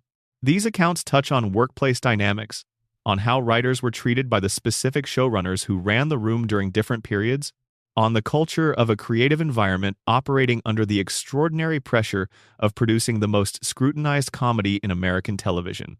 They touch on the experience of people who were not at the top of the hierarchy and who experienced the room's culture differently from those who were. The first area of documented friction involves the transitions between showrunner regimes, which were more turbulent than the show's public-facing mythology generally acknowledges. The Simpsons has cycled through multiple showrunners across its run, and not all of those transitions happened smoothly. The shift from the Mike Reiss and Al Jean era to subsequent leadership, the various changes in creative direction that occurred throughout the 90s as different people took the top job, Each produced disruption and interpersonal conflict that rarely surfaced in the positive press coverage the show received during those years. Writers who thrived under one regime sometimes struggled under the next. Creative directions that one showrunner had invested in were reversed or abandoned by their successors. The institutional continuity that the show's public face projected did not always reflect the internal reality of a room that was being run differently from year to year. More specific and more troubling accounts have emerged about working conditions during certain periods of the show's history. Multiple writers who worked on the show during various eras have described, with varying degrees of specificity and varying willingness to be quoted directly, an environment in which certain showrunners created working conditions that were at minimum extremely difficult and in some documented cases actively hostile. Long hours were expected as a matter of course and normalized to a degree that is not unusual in the television industry, but that exacted real costs from the people subjected to them. The competitive culture of the room, which at its creative best produced work of genuine excellence through the specific pressure of people trying to surpass each other, could at its worst become something that used that same pressure in ways that were not conducive to anyone's well-being. The gender dynamics of The Simpsons writers' room are among the most documented of these concerns and deserve direct engagement rather than euphemistic treatment. For most of the show's history, the room has been overwhelmingly male. The numbers in the early seasons were particularly stark. A room of a dozen or more writers might contain one woman or none at any given time. Women writers have been employed by the show across its run, but they have consistently represented a small fraction of the total writing staff, and the experiences some of them have shared about working in that environment are not uniformly positive. This is connected to a broader structural reality that affected virtually every comedy writer's room in American television during the 90s and early 2000s. The culture of those rooms was, by wide documentation, not particularly hospitable to women. The comedy of that era, raw, aggressive, built on transgression, operating in a culture that treated edge as a value in itself, created room cultures that rewarded certain sensibilities and certain interpersonal styles that were not equally distributed across gender lines. The Simpsons was operating in that broader landscape and was not separate from it. What makes this more than just a historical observation about industry norms is the specific scale and influence of the show. The Simpsons writers' room during its peak years was one of the most consequential creative spaces in American entertainment. The work that came out of it shaped television comedy for decades, produced a generation of writers and producers whose subsequent careers reshaped the landscape and established standards and models that countless other shows attempted to emulate. The culture of that room had influence that went beyond its own productions. When that room excluded or marginalized potential contributors on the basis of gender, it did not just affect those specific women's experiences. It shaped the kind of comedy that was being produced and the kind of comedy that would subsequently be considered the standard. John Swartzwelder's case is the Simpsons writers' room story that most commonly gets told in flattering terms as evidence of the show's accommodation of creative eccentricity, and there is something genuinely interesting about it even when the flattering framing is complicated. Swartzwelder was, by most accounts, one of the single most talented writers on the show, responsible alone or in collaboration for some of the episodes that are most celebrated by serious fans. He also had a profound dislike of the process of being in a writer's room, of the meetings and the collaborative debate, and the physical presence in a shared creative space that most television writing requires. When the building where The Simpsons was produced went non-smoking, Swartzwelder was apparently a committed smoker. He did not simply adjust his habits or accept the policy. He arranged instead, through whatever combination of his established value to the show and his specific leverage as one of its most important contributors, to write from home. He would submit scripts. The room would work on them. He would be paid. He would not be present. This arrangement persisted for a significant portion of his time on the show and produced work that was among the finest the show generated. The story is usually told as charming evidence of the show's willingness to accommodate genius. What it also reveals, when you think about it carefully, is the specific form of leverage that came with being a valued white male writer in a room that operated according to specific hierarchical rules. Not every writer could have made that arrangement. The accommodation was available to Swartzwelder because of his specific status in the room, which was itself a product of factors that included his genuine talent, but also the specific ways in which the room's culture valued and rewarded certain kinds of contribution over others. The question of credit within the show's history is another area of documented friction that surfaces when writers from the era speak about their experiences. The Simpsons mythology tends toward the collective, it was the room, it was the culture, it was the specific combination of talented people at a specific moment.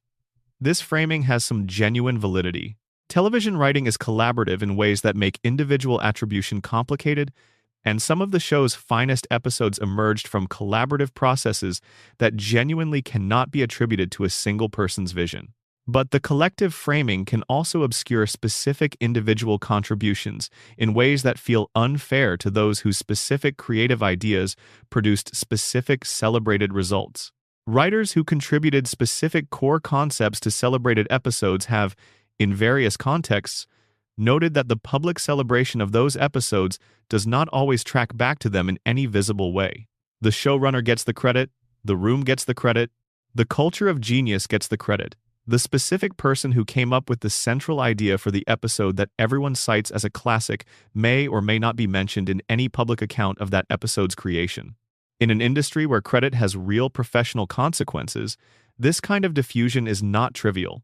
The broader reckoning with Hollywood workplace culture that began in 2017 raised questions about a range of writers' room environments from the 90s and 2000s, and accounts from women who worked in those rooms described experiences that were specific and significant. While The Simpsons did not generate a prominent individual accusation of the kind that ended specific careers in that period, the general portrait of comedy writers' rooms from that era that emerged from multiple accounts applies to The Simpsons room as readily as to others. What the writers' room actually was, in its full complexity, was a place that produced some of the finest comedy writing in American television history under conditions that were not consistently excellent for everyone who worked in them. These two things are not in contradiction. Creative environments can produce great work while also being genuinely difficult places for certain people to work.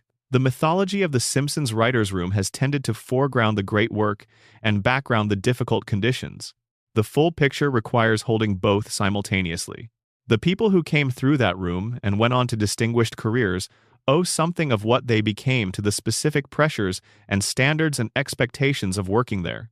The people who came through that room and found it unwelcoming or hostile also owe something to that experience, the knowledge of what such environments feel like from the inside, the understanding of what they include and exclude, and in some cases, the motivation to build something different with the platforms their own careers eventually gave them. Both kinds of legacy are real. Both are part of the story of what The Simpsons writers' room was. The show that came out of it was genuinely extraordinary during its best years. Understanding how that extraordinary work was produced, in full rather than in the edited mythology version, seems like the minimum of respect we can offer to everyone who was there. Number, Section 8. The Conan O'Brien era. The years that defined the peak and the departure that marked its end. In 1991, a 28-year-old comedy writer named Conan O'Brien joined The Simpsons writing staff. He had just left Saturday Night Live, where he had spent 2 years as a writer but had not yet found the path that would eventually make him one of the most recognizable figures in American comedy. His Harvard education, his background with the Harvard Lampoon, his years of disciplined joke writing in competitive rooms, all of it had prepared him for the specific creative environment he was walking into, which turned out to be the finest comedy writing room in American television history at the precise moment it was operating at its maximum capability. O'Brien's contributions to the show during his 2 years as a staff writer and subsequent period as showrunner encompass some of the most celebrated episodes in the entire run. Marge vs. the Monorail, which he wrote and which aired in January of 1993, is the episode most frequently cited when people try to articulate what The Simpsons was doing at its best. It is a masterpiece of formal comedy construction, a parody of big musical theater conventions applied to small-town American politics, with a Phil Hartman guest performance that is among the finest in the show's history, a satirical argument about civic gullibility and the power of presentation over substance, and jokes that operate simultaneously on the level of specific absurdist detail and on the level of structural comic architecture in ways that reward both casual and serious viewers. It is, by the standards of the most demanding comedy criticism, a perfect episode. The premise is ridiculous, and the internal logic is flawless, and the emotional arc is genuinely satisfying, and the jokes keep coming faster than you can fully process them. O'Brien also wrote Homer Goes to College, which is among the finest pure character pieces in the show's run, building its comedy entirely out of Homer's specific relationship to his own mental model of what college is, drawn from 1980s college movies rather than from any actual experience. He wrote New Kid on the Block, which handles a genuinely touching story of Bart's first real crush, with a kind of care and specificity that the show's later seasons largely abandoned in favor of plot velocity. He contributed significantly to numerous other celebrated episodes during the period when the room was operating at its best.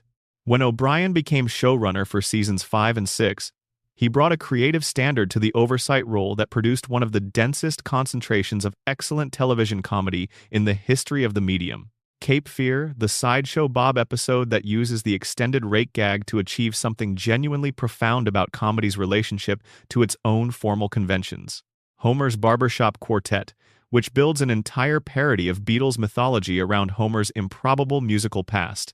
Homer Loves Flanders, which manages to be one of the most emotionally complicated explorations of the Flanders-Homer relationship while still being consistently funny throughout. Boy Scouts in the Hood, which is peak absurdist Simpsons in its confidence and its willingness to follow its own logic wherever it leads. These are not just good episodes.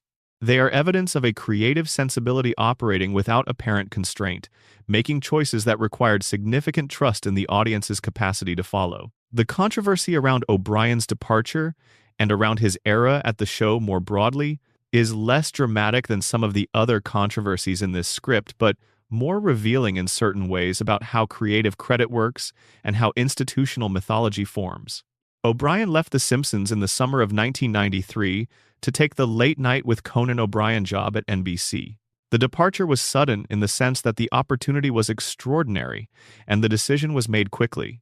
The show had to reorganize its creative leadership under significant time pressure. Writers who had been part of O'Brien's creative circle departed around the same time, some following him into television development and some moving on to other projects. The room that had produced seasons 5 and 6 was substantially different in its composition from the room that produced season 7.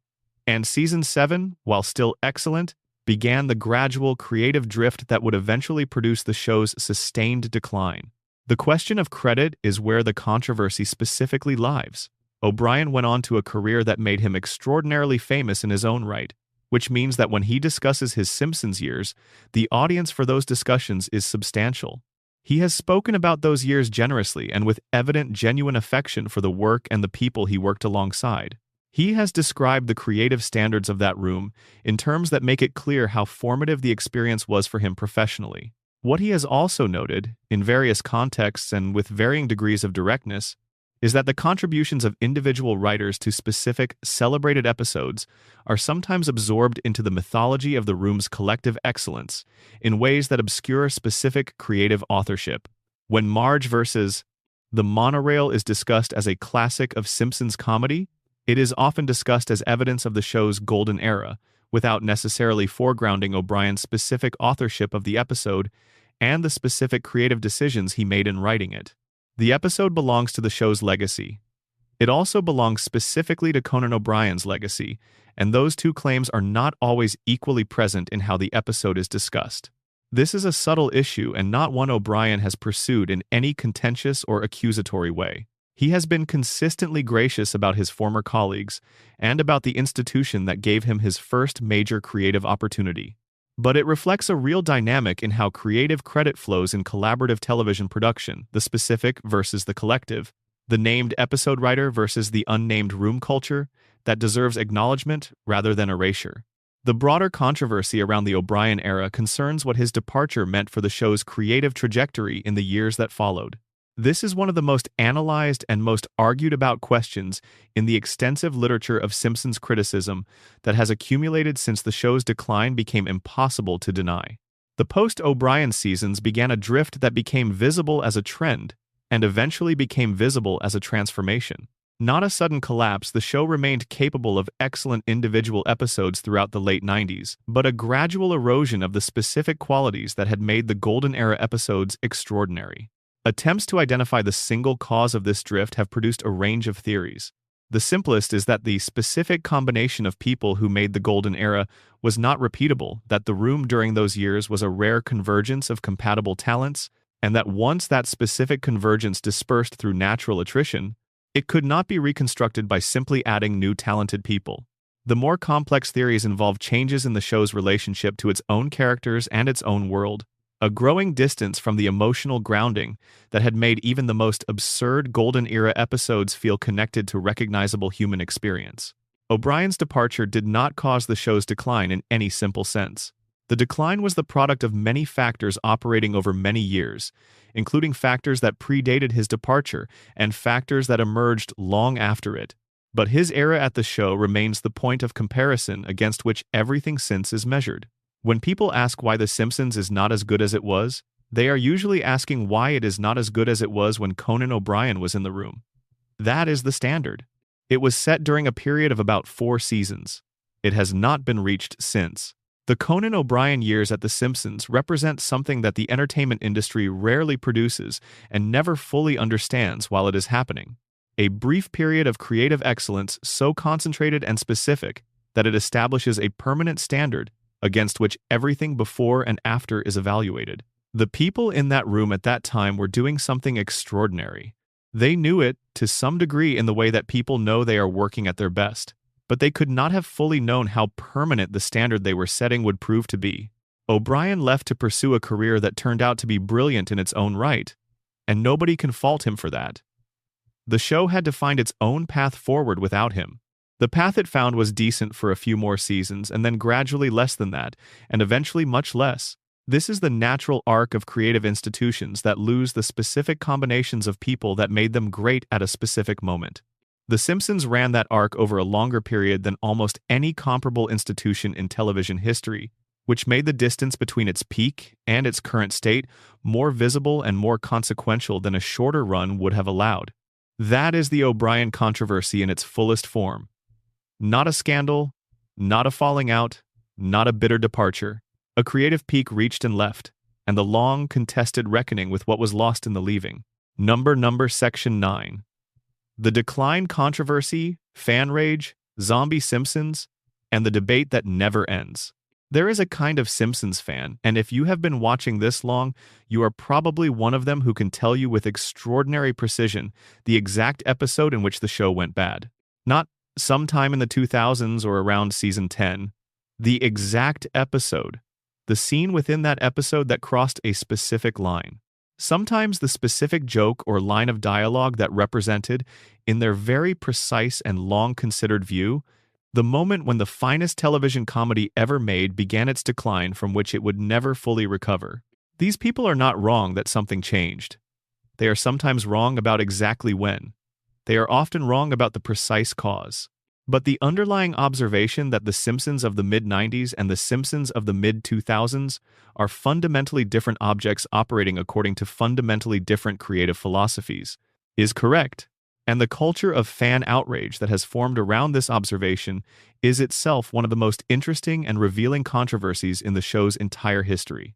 The consensus view among serious Simpsons fans, which has been remarkably stable for the past 20 years, is that the show's golden era ran from approximately season 2 or 3 through approximately season 8, with strong individual episodes extending to season 9 before the creative deterioration became impossible to dispute. After that, the quality declined. Not all at once, the show retained individual episodes of genuine quality scattered across the early double-digit seasons, but visibly and cumulatively in ways that the show itself seemed to acknowledge at various points through self-referential humor about its own longevity and diminishment. The specific episodes used as evidence for the decline differ from fan to fan, but certain examples recur in these conversations with such regularity that they have become canonical markers of the fall. The Skinner Identity episode from season 9, which we will address directly in the next section, is the most frequently cited single turning point. The Homer's Enemy episode, in which Frank Grimes, a competent and hard-working man, suffers and eventually dies because the show's universe has been structured to reward Homer's obliviousness, is cited by others as the moment the show began to eat itself, using its own logic as the subject of its comedy in a way that worked brilliantly once but pointed toward a kind of self-referential decay.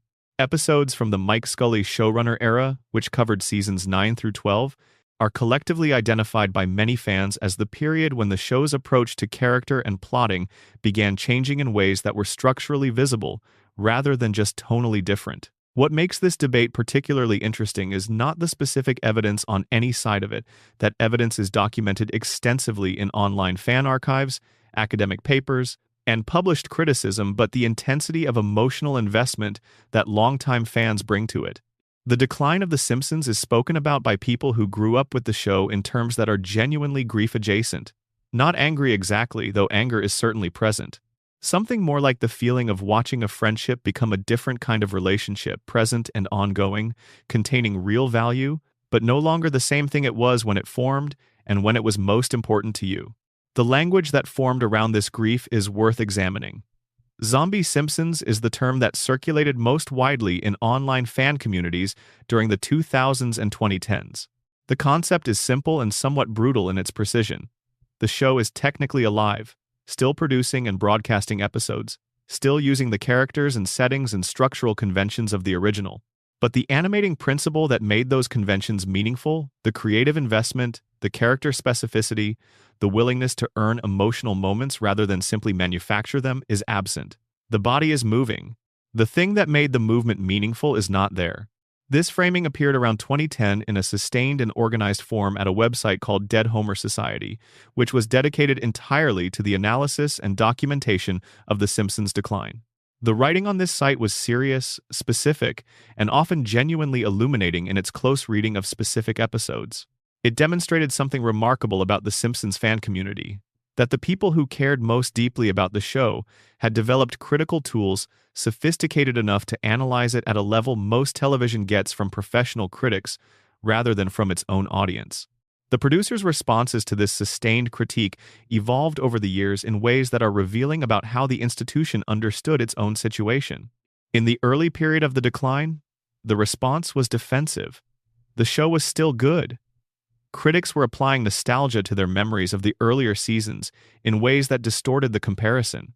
The audience was still watching, and ratings were still sufficient for renewal, and those were the metrics that actually mattered. This defensive response contained some genuine points. Nostalgia does do real things to memory, and some of the golden era episodes were being remembered in idealized form. But it also displayed a resistance to serious engagement with the critique that ultimately served neither the show nor its fans particularly well. As the years passed and the gap between the show's early reputation and its current output became impossible to minimize, the institutional response shifted towards something more honestly ambivalent.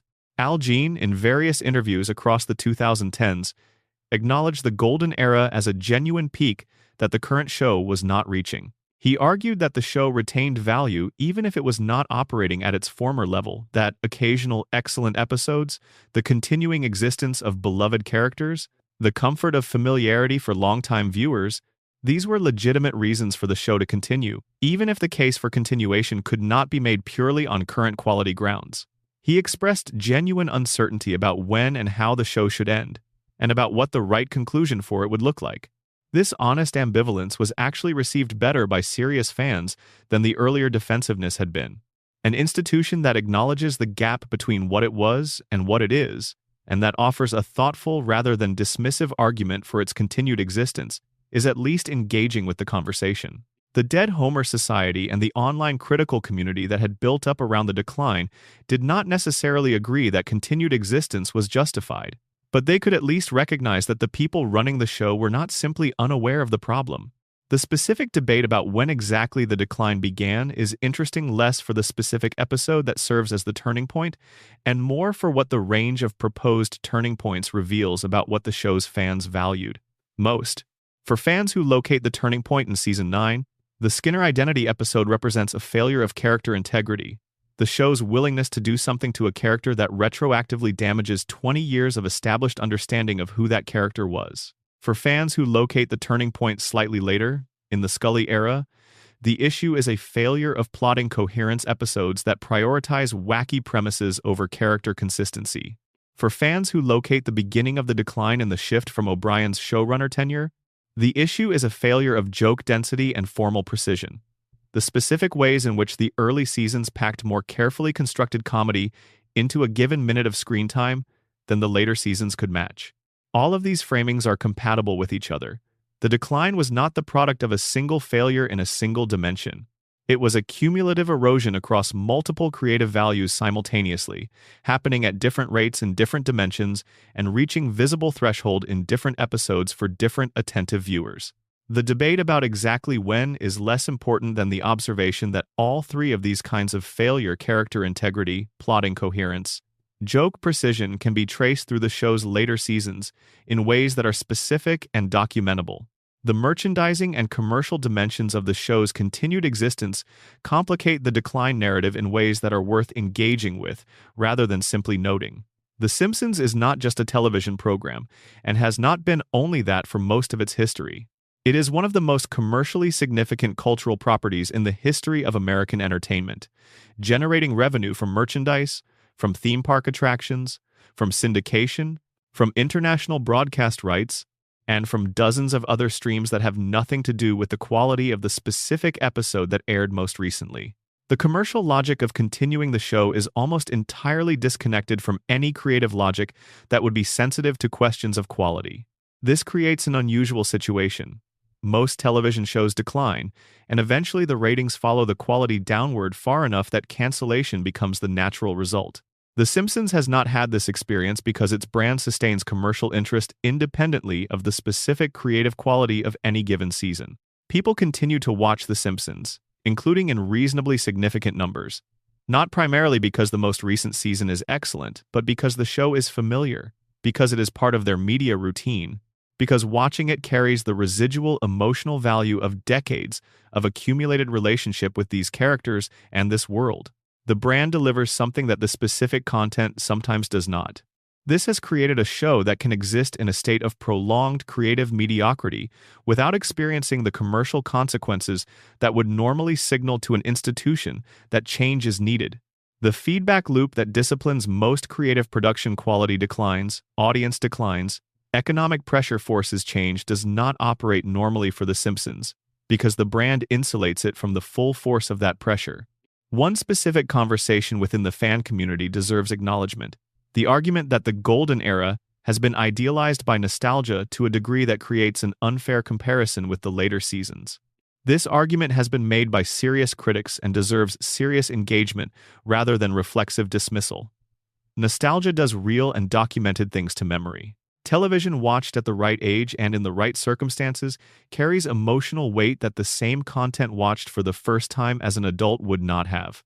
The specific episodes that occupy canonical status in Simpsons fan culture are in many cases episodes that the people who revere them watched repeatedly as children or teenagers, and the memories of those viewings are charged with personal significance that is not in the content itself. This is a genuine point. It is also an insufficient point, because the Golden Era episodes are not simply remembered as great, they are consistently great when watched without the context of personal memory, by viewers who encounter them for the first time as adults with no nostalgia attached. The formal qualities of Marge versus the monorail, the precision of its structure, the density of its jokes, the elegance with which it deploys its central satirical conceit do not depend on prior emotional attachment to be impressive. The episode works on a first viewing. It works better on subsequent viewings because the layers reward attention. The nostalgia argument can explain why people are emotionally attached to the Golden Era. It cannot explain why objective critical analysis consistently confirms that the Golden Era was better than what followed.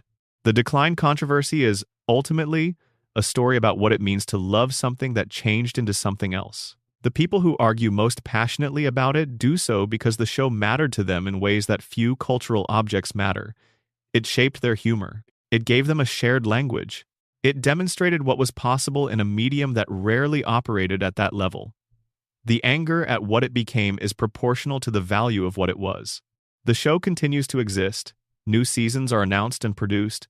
Individual episodes occasionally generate genuine enthusiasm from fans who had largely given up expecting it. The debate about quality continues in online spaces and in the criticism that the show continues, improbably, to attract. And every year, the gap between the beginning of the run and the current season grows slightly larger, while the peak that everyone is measuring from remains exactly where it was. The Simpsons at its best was one of the finest things American television has ever produced. The Simpsons at its current level is a different and lesser thing. Both are true. The debate about the distance between them, and what that distance means, will probably last as long as the show itself does. Number Section 10. The contract wars the money that built the machine and complicated everything it touched. To understand The Simpsons in its full complexity, you have to understand that at a specific point in its history, it stopped being primarily a creative enterprise and became primarily a financial one. This transformation was not a single event. It was a gradual process that happened as the show's commercial success accumulated to a scale that made financial considerations as important as, and eventually more important than, purely creative ones. The numbers involved became genuinely staggering relatively quickly in the show's run. By the mid-1990s, The Simpsons was generating somewhere in the range of $1 billion annually across its various revenue streams: merchandise licensing, syndication rights, home video, international broadcast, theme park arrangements, promotional partnerships. The show had become not just a profitable television program, but one of the most commercially successful cultural properties in the history of American entertainment. The people who owned the rights to the show and the people who produced it were becoming extraordinarily wealthy. And the people who performed it, whose voices were the fundamental and irreplaceable product being sold, were being compensated generously, but in a proportion to the total commercial value that their representatives consistently characterized as disproportionately low. The first major contract dispute between the show's principal voice cast and the studio occurred in 1998, near the end of Season 9. The 6 principal voice performers, Dan Castellaneta, voicing Homer, Julie Kavner, voicing Marge, Nancy Cartwright, voicing Bart, Yeardley Smith, voicing Lisa, Hank Azaria, voicing an enormous range of supporting characters, and Harry Shearer, voicing an equally enormous range, were at that point earning approximately $30,000 per episode each. When their agents and managers positioned this figure against the total commercial output the show was generating at that point, the argument for a substantial increase was straightforward, and the disproportion was difficult to defend. The negotiation that followed was contentious, and became public enough that the studio, through various channels, made statements implying a willingness to replace the cast if necessary. The performers held their position. The episode rate was eventually increased to approximately $125,000 per episode per performer, which was at the time reported as the highest rate ever paid to voice actors in the history of American television animation. This was a significant increase by any absolute measure, and it represented a genuine acknowledgement that the cast's contribution to the show's commercial value was not being adequately reflected in their compensation.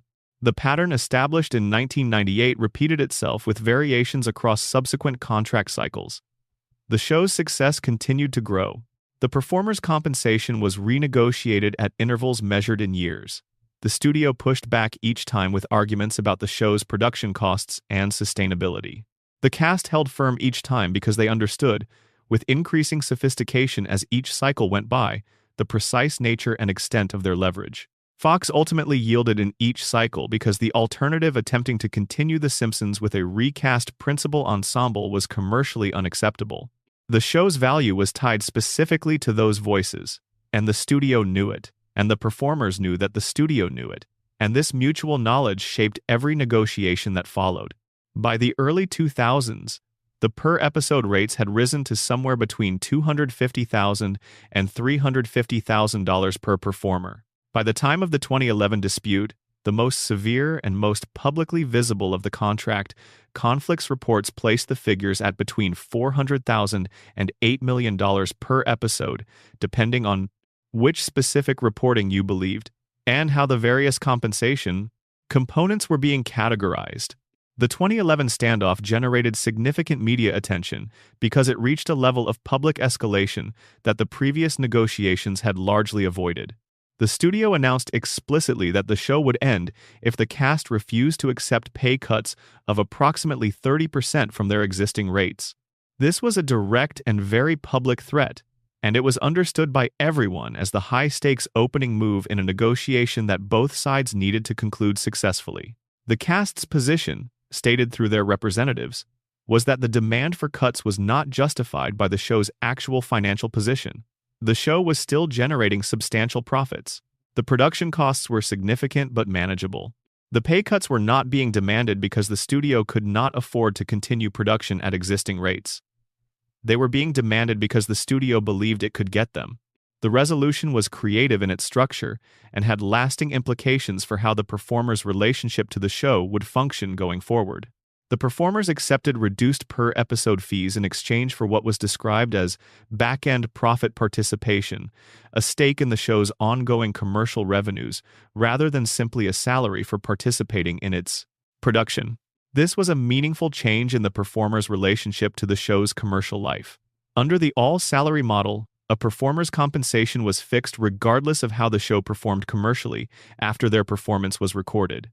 Under profit participation, the performers had a stake in the success of the broader enterprise syndication, streaming rights, merchandise, all of it. This alignment of financial interests between the performers and the studio had several effects that deserve examination. In the most straightforward sense, it reduced the adversarial dynamic that had characterized previous negotiations by making the performers genuinely invested in the show's continued commercial success, rather than simply extractors of a fixed fee from it. If the show did well in new markets, the performers benefited. If new revenue streams opened up, the performers had a stake in them. But the profit participation structure also created a financial incentive structure that critics of the deal noted aligned the performers' economic interests with continued production in ways that were not purely creative. Under a flat fee model, a performer's financial interest in the show ends when they receive their per-episode payment. Under profit participation in a show that generates substantial ongoing revenue, the longer the show runs, the more it continues to generate, the more the performers benefit. This creates a financial reason to want the show to continue that exists independently of any creative assessment of whether it should. This is not a conspiracy or a hidden agenda, it is simply how financial structures shape incentives. But it is worth understanding when you try to make sense of why a show that many of its participants seem to acknowledge is operating well below its former creative standard continues to produce new seasons year after year with the apparent enthusiasm of all involved. The commercial context of the show's continued existence also connects to questions about The Simpsons' identity that the contract wars make visible in specific ways. The show spent its early seasons as one of the most pointed satires of consumer capitalism in American entertainment.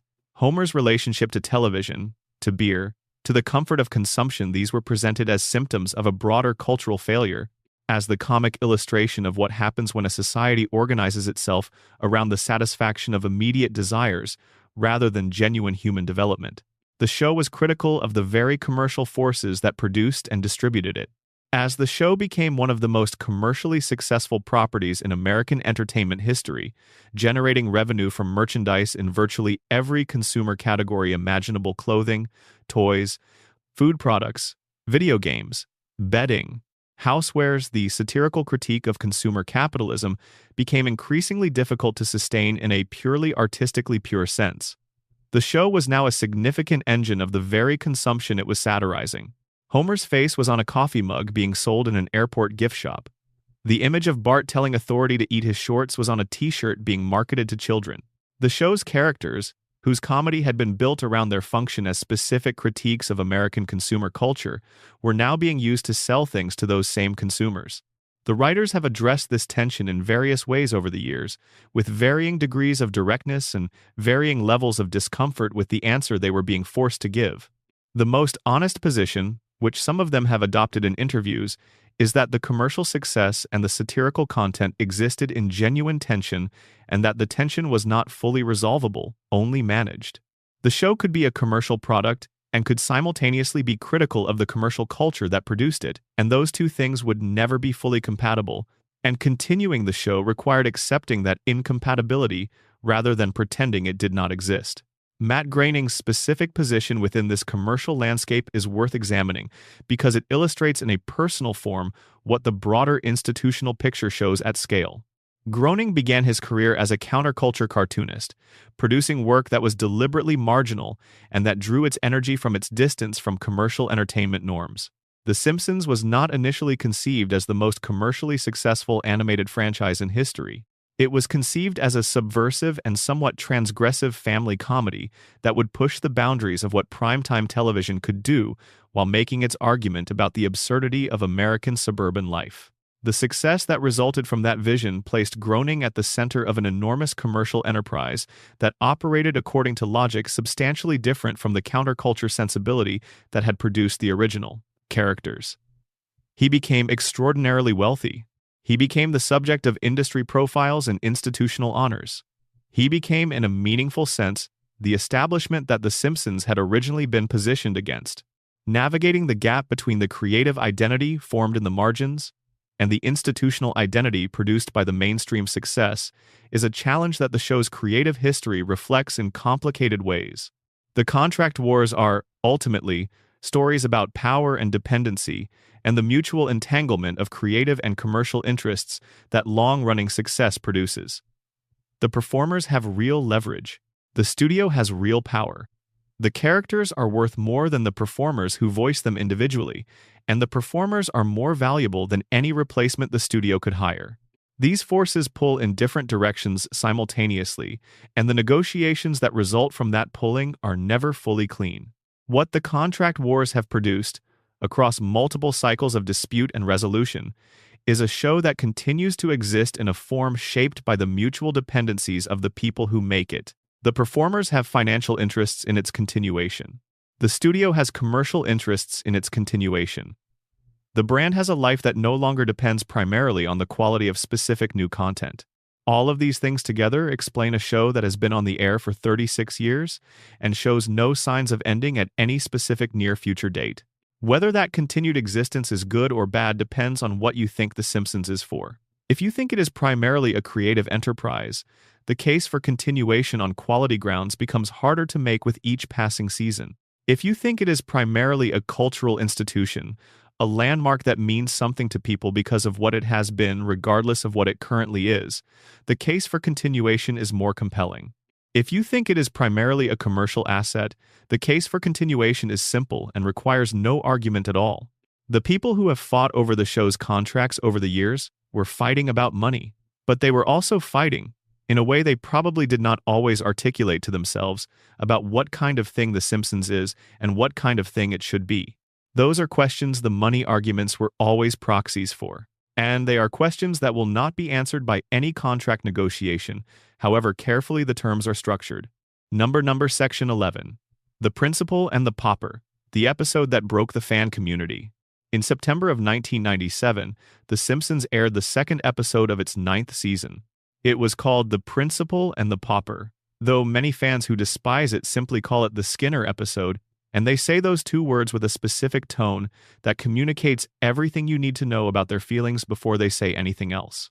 This episode is, by common consensus among serious Simpsons fans, and by several accounts from the show's own creative staff, the single worst creative decision in the show's history.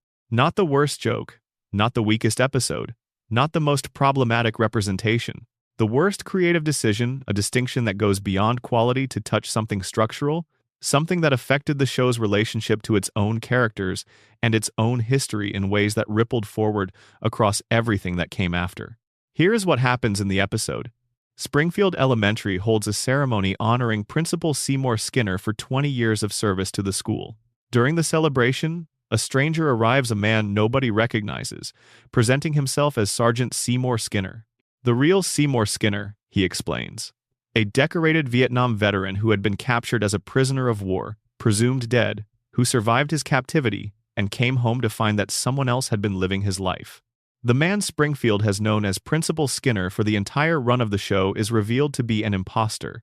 His actual name is Armin Tamzarian. Before the Vietnam War, he was a street criminal, a petty thief with no prospects and no future.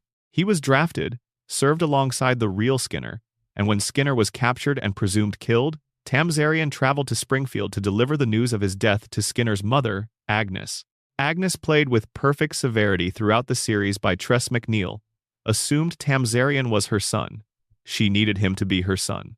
And Tamzarian, who had never in his life been needed by anyone, who had never had a family or an identity worth keeping, simply went along with it. He became Seymour Skinner. He took the man's name and rank in history and family, and he lived inside that stolen identity for 20 years, until the real Skinner walked through the door and the entire structure collapsed. To this point, the episode has a genuine emotional and satirical core. The story of a man who becomes someone else because the life he is offered is infinitely better than the life he has, and who then has that borrowed life dismantled by the return of its rightful owner contains real, dramatic possibility. Handled with the kind of care the show was capable of in its best years, this could have been a genuinely significant episode. An exploration of identity and authenticity and the way communities construct the people they need. What the episode chose to do instead is where the damage was done. The town of Springfield, upon learning the full truth, does not prosecute Tamzarian for fraud. It does not restore the real Skinner to his rightful identity. It does not even struggle meaningfully with the revelation. It holds a community vote. The vote is to keep the lie. Judge Snyder issues a legal decree establishing that Armin Tamzarian shall henceforth be legally considered the real Seymour Skinner. The actual Seymour Skinner, the war hero who endured a prisoner of war camp and came home to find his life had been lived by someone else, is tied to a railroad car and physically expelled from Springfield. And the judge makes it explicitly illegal to ever mention the events of this episode under penalty of torture. The audience was supposed to laugh at this. Some of them did. Many of them did not.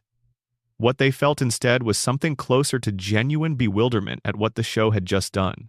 Harry Shearer, who voices both Skinner and Burns, and who was, as we discussed earlier, deeply embedded in the institutional culture of the show, publicly stated his displeasure with the episode's storyline. This was an unusual move. Principal cast members rarely comment publicly on specific story decisions, and it signaled the depth of the concern the episode generated among people who cared about the show's integrity. Critics argued that the episode had destroyed Skinner's character by revealing that everything the audience had understood about him was built on a fiction.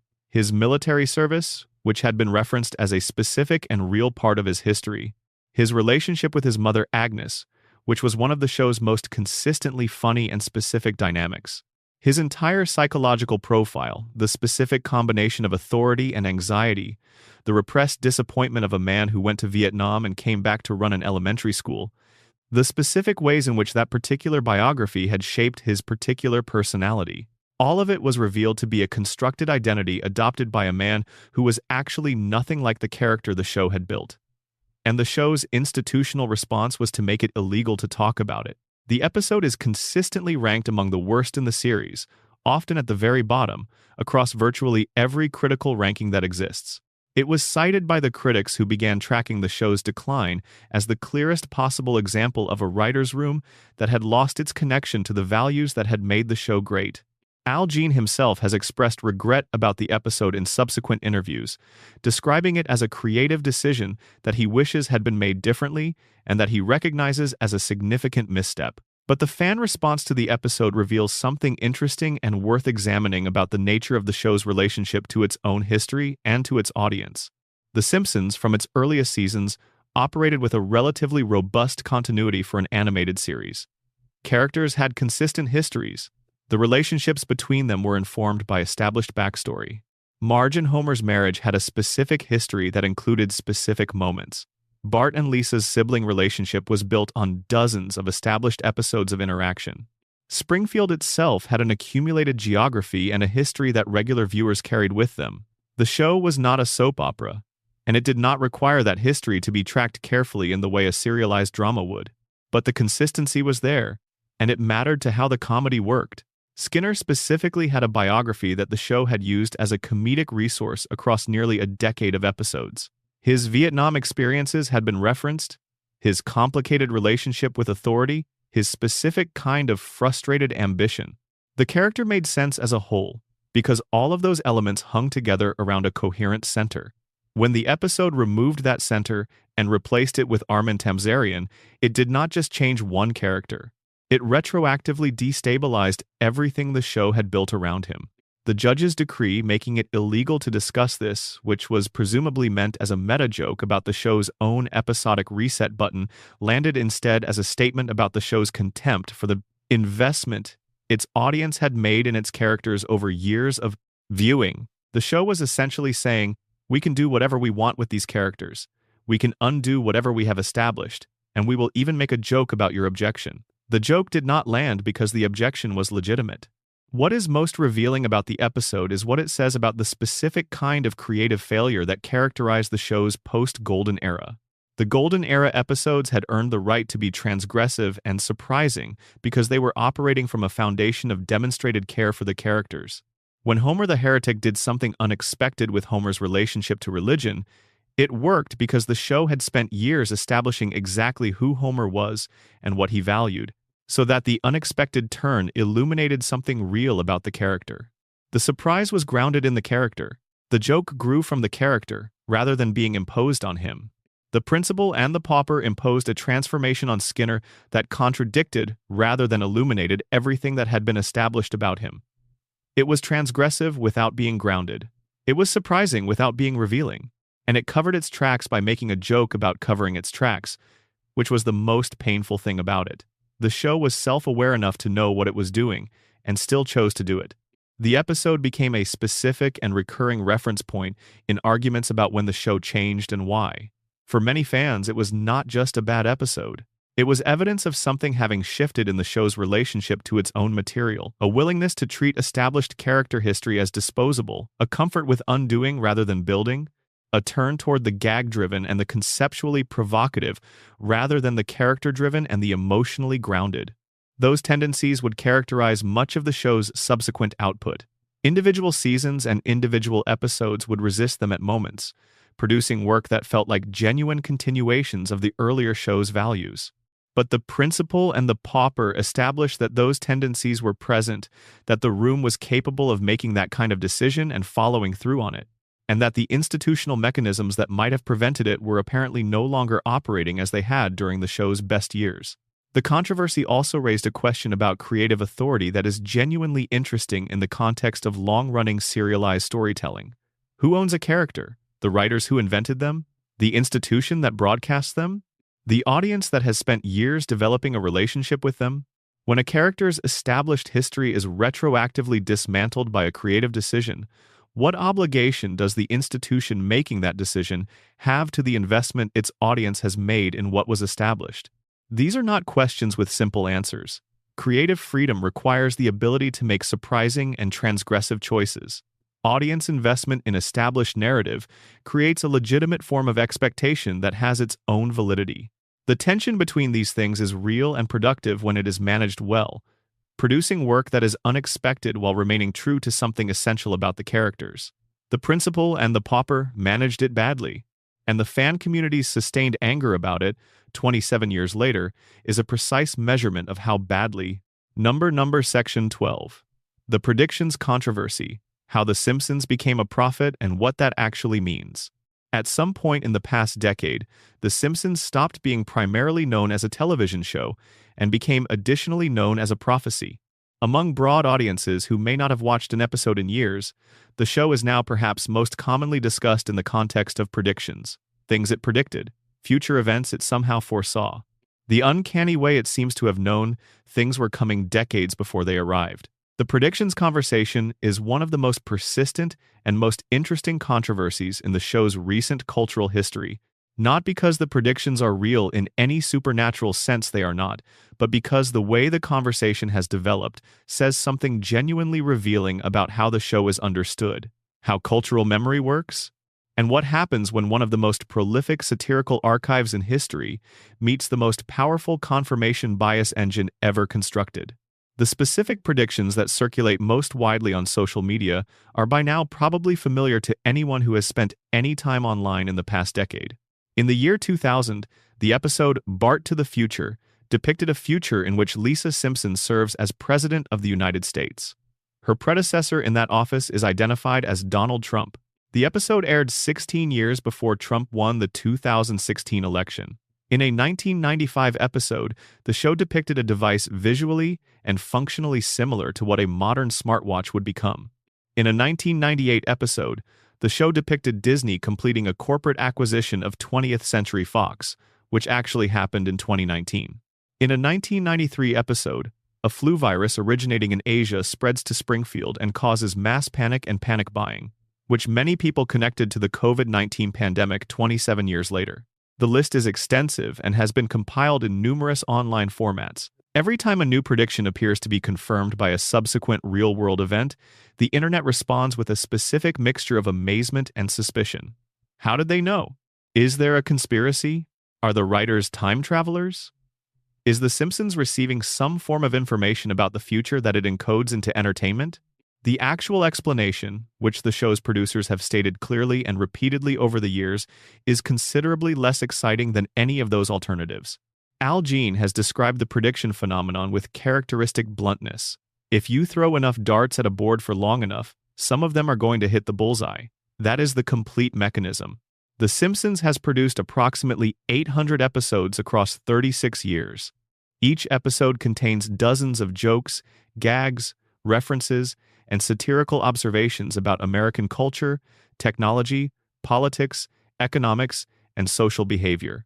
When you generate that volume of content over that length of time, some of it will align with future events through the mathematics of probability and the cyclical nature of history. Bill Oakley, who ran the show during several of its peak seasons and who wrote or co-wrote some of its most celebrated episodes, has been even more direct. He has stated that the vast majority of what gets described as a Simpsons prediction is coincidence, that the episodes are old enough that history repeats itself and parallel situations arise, and that the selection process through which only the confirmed predictions get remembered and shared is doing most of the work. This explanation is correct. It is also somewhat incomplete, in ways that make the phenomenon more interesting rather than less. Many of the most celebrated Simpsons predictions were not wild guesses, but extrapolations from observable trends that the show's highly educated writing staff was in an unusually good position to read and project forward. The Trump prediction is the clearest example.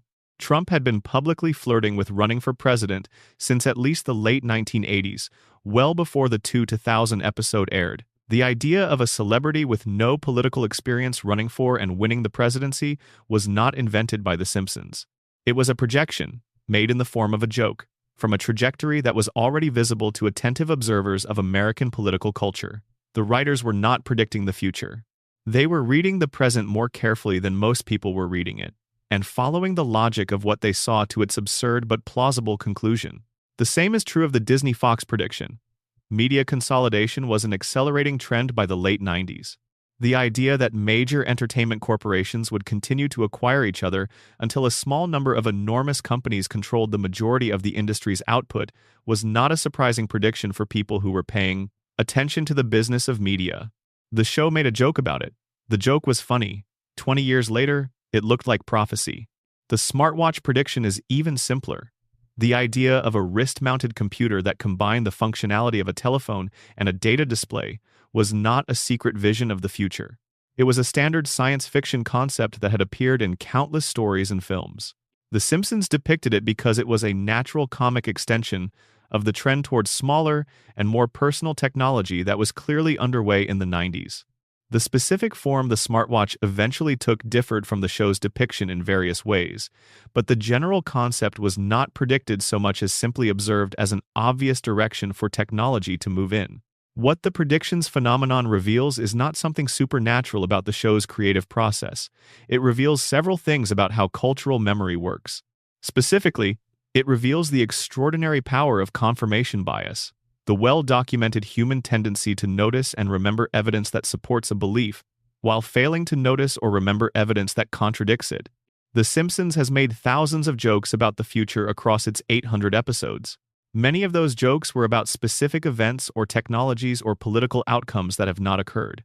Many were about things that went in completely different directions from what the episode depicted. Many were simply wrong in specific ways about the future they imagined. Nobody shares those. Nobody compiles lists of The Simpsons predictions that failed to come true. Nobody makes viral social media posts about the episodes that imagined futures we never got.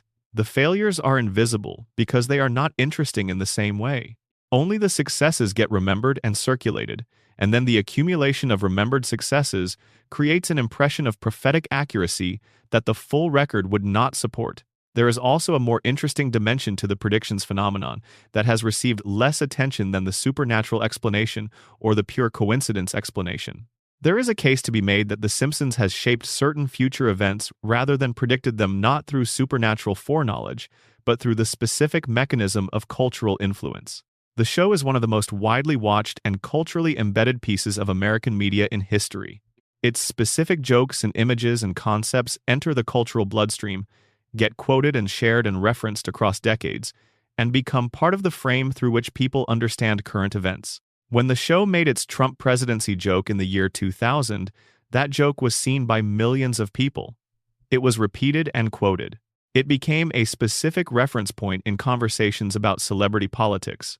It did not cause Trump to run for president, but it may have made the idea of a Trump presidency feel more familiar, more thinkable, more like a natural extension of what American political culture already was, rather than a shocking impossibility.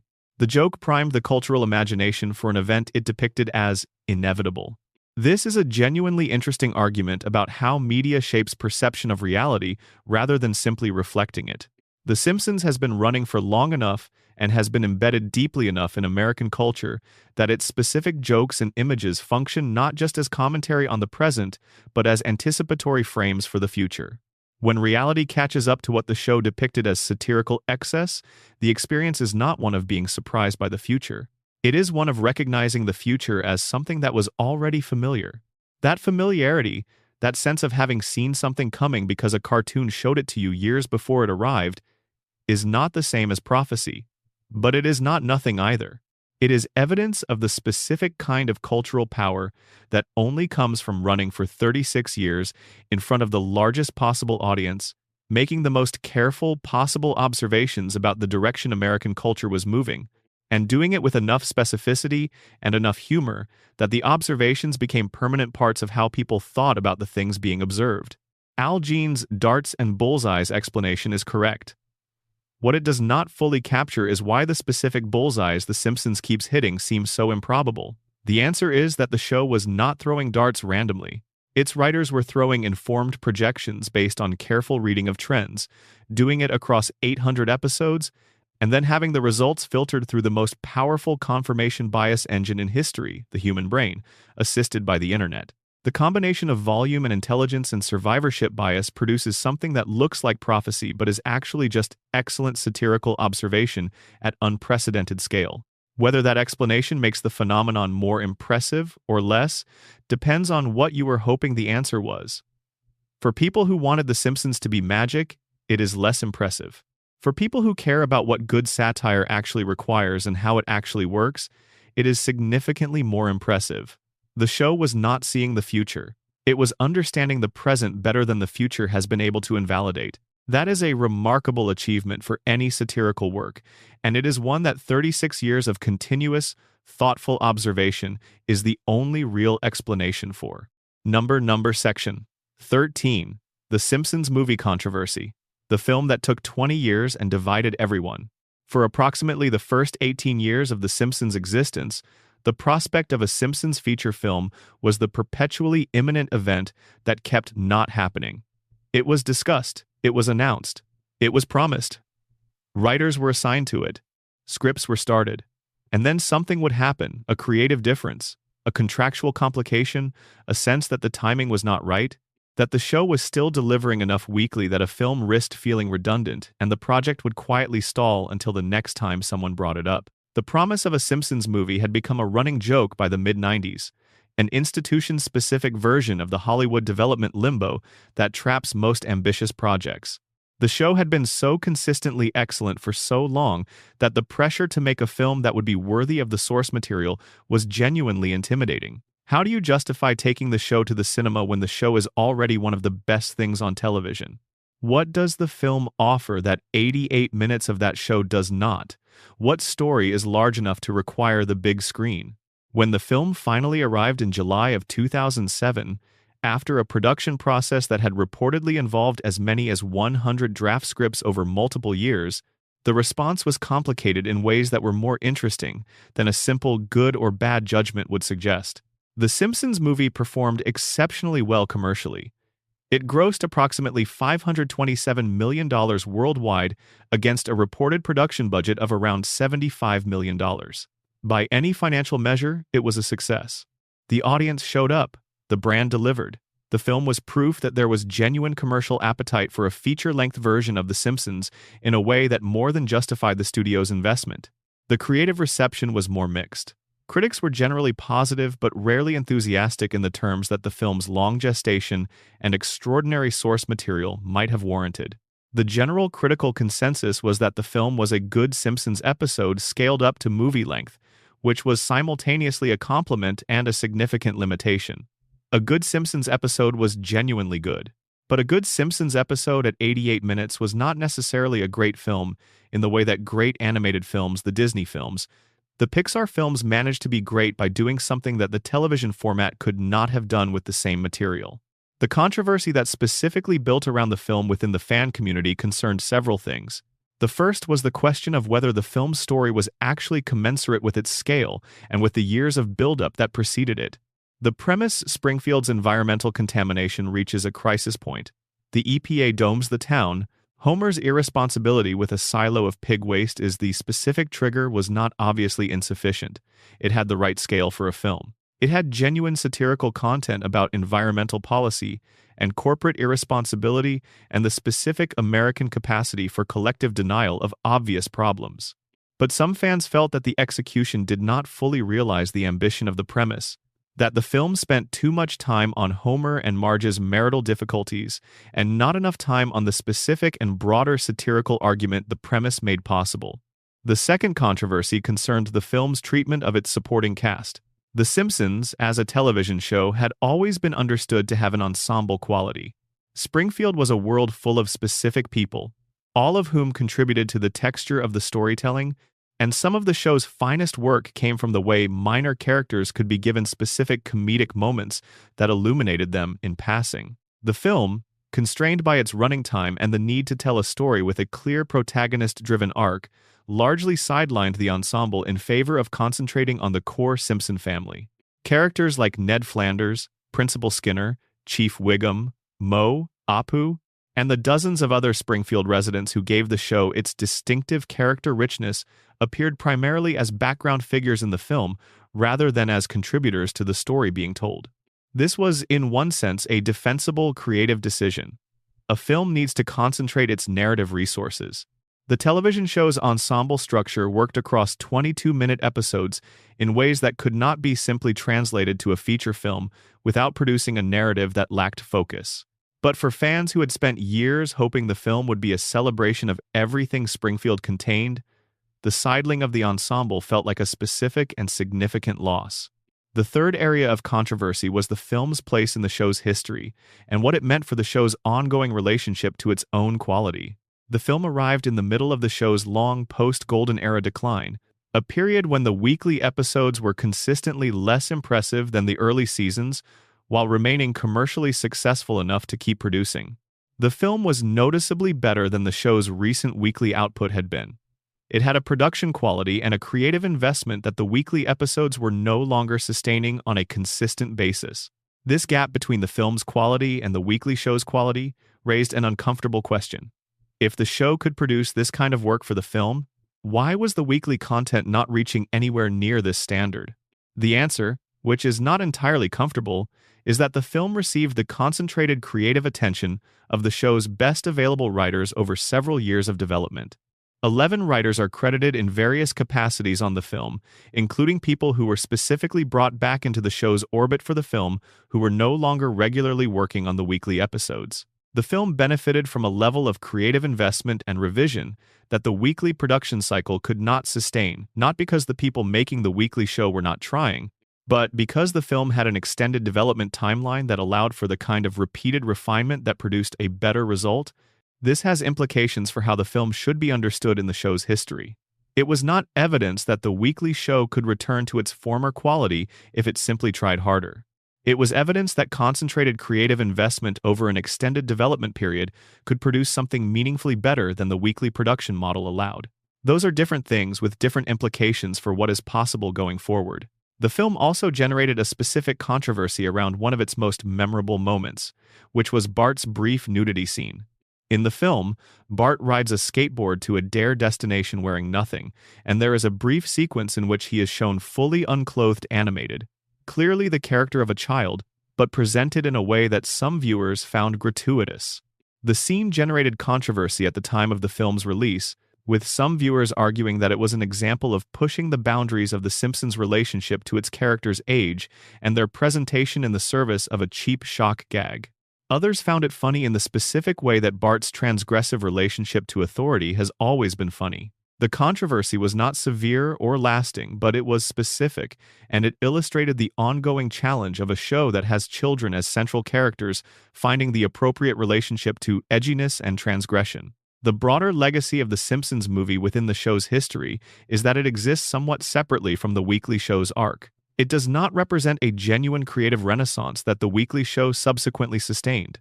It represents a specific and concentrated effort that produced something good for the occasion and then returned to business as usual. Whether another film will be made, and whether another film would have any better chance of being genuinely great rather than merely good, is a question the show has raised and not yet answered. There have been reports over the years of a second film being in various stages of discussion or development. The history of how long the first film took to arrive suggests appropriate patience before any expected timeline for a second. Number Section 14. Guest stars, celebrity cameos, and the 36-year argument about what they are for. The Simpsons has had guest stars appear in it continuously since its very first season. Ringo Starr in Season 2. Elizabeth Taylor voicing Maggie's first word in Season 4. Michael Jackson's pseudonymous appearance in Season 3, which we have already discussed at length. And then, as the show's cultural prominence grew, the guest star appearances accelerated and became something that was itself a significant part of the show's identity, a signifier of cultural status for the celebrities who appeared and a comic resource that the show deployed, with varying degrees of success across its run. The controversy around guest stars in The Simpsons is not about any individual appearance, so much as about the trajectory of how guest appearances have functioned across the show's run and what their changing nature reveals about the show's relationship to itself and to celebrity. Culture. In the Golden Era, guest stars were typically used in specific and somewhat deceptive ways. The most celebrated guest appearances were the ones in which the celebrity was used in a way that played against or complicated their public image. Phil Hartman's Troy McClure character, though not a single episode guest in the traditional sense, embodied this approach perfectly. The joke was not that Phil Hartman was playing Phil Hartman, it was that a specific fictional version of faded Hollywood status was being explored through a character whose voice happened to be Hartman's. Kelsey Grammer's Sideshow Bob is the most sustained example of this approach in traditional guest star terms. Grammer appeared repeatedly, and the comedy of those appearances depended on the specific contrast between Grammer's cultured, theatrical gravitas and the comic indignity of a highly intelligent man repeatedly thwarted by a 10-year-old. The guest star's persona was a resource the show used, not a spectacle it displayed. The Golden Era rule, articulated explicitly by various writers and producers from that period, was that a celebrity guest should serve the story rather than the celebrity guest's career or commercial profile. The guest should ideally be doing something unexpected, something that the casting choice made funnier by creating a specific contrast with the audience's existing associations with that person. In practice, this meant that the most celebrated Golden Era guest appearances are ones where the celebrity's specific qualities, their public image, their associations, their cultural meaning were doing active work in the comedy rather than simply appearing for the novelty of the appearance itself. This approach began to shift in the show's post-Golden Era, and the shift is one of the clearest markers of the broader creative change we have been discussing throughout this script. In later seasons, guest star appearances increasingly took the form of celebrities simply playing themselves, appearing in Springfield for reasons that the story would construct around the appearance rather than the appearance growing naturally from the story's requirements. The show would decide it wanted a specific celebrity and then construct a context for them. This reversal of the Golden Era priority story first, casting in service of story produced appearances that felt like promotional events as much as creative ones. The celebrity got to be in The Simpsons. The show got the promotional value of the celebrity's name. The story took whatever shape was needed to accommodate the arrangement. The most extreme version of this trend involved guest appearances that were explicitly promotional rather than creative celebrities appearing in episodes that happened to air close to the release of a film or album they were promoting, with the episode constructed in ways that featured the celebrity and their project without quite crossing the line into outright advertising. The show was careful about this, and it would be unfair to characterize most guest appearances as simple commercial transactions. But the tension between creative and commercial motivations for celebrity casting, which the golden era had largely resolved in favor of creative priorities, became more visible and more difficult to resolve cleanly as the show continued.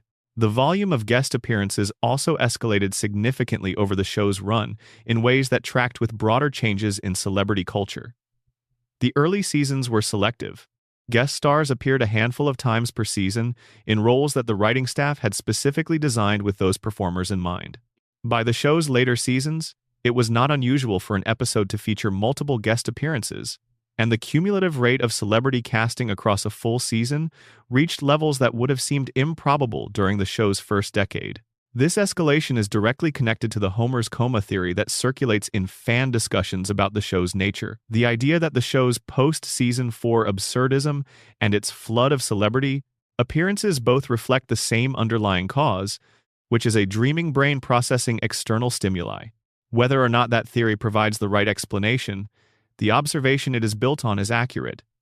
The show's relationship to real-world celebrities and cultural figures changed significantly across its run, and that change is legible in the guest star patterns. There is also a specific category of guest appearance controversy that has accumulated across the show's history, involving celebrities who subsequently became significantly more controversial figures than they were at the time of their appearance. The show has featured, across 36 years, a remarkable range of public figures, some of whom had already complicated legacies at the time of their appearance, and some of whom developed complicated legacies afterward. The question of what to do with episodes featuring those figures, whether to continue airing them, whether to add context, whether to edit or remove them, is the same question we discussed in the Michael Jackson section but applied at broader scale across the show's archive. The show has generally made case-by-case decisions about these situations rather than applying any consistent policy, which produces the same kind of inconsistency we noted in the Disney Plus discussion.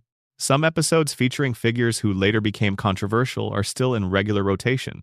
Others are treated differently without any clear principle distinguishing the treatment.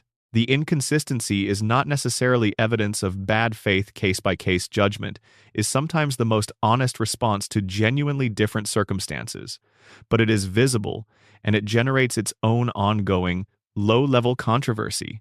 The guest star controversy ultimately connects to the broader question of what The Simpsons has been for across its run. In the golden era, celebrity guests were a tool in service of comedy that was trying to say something true about American culture and human experience.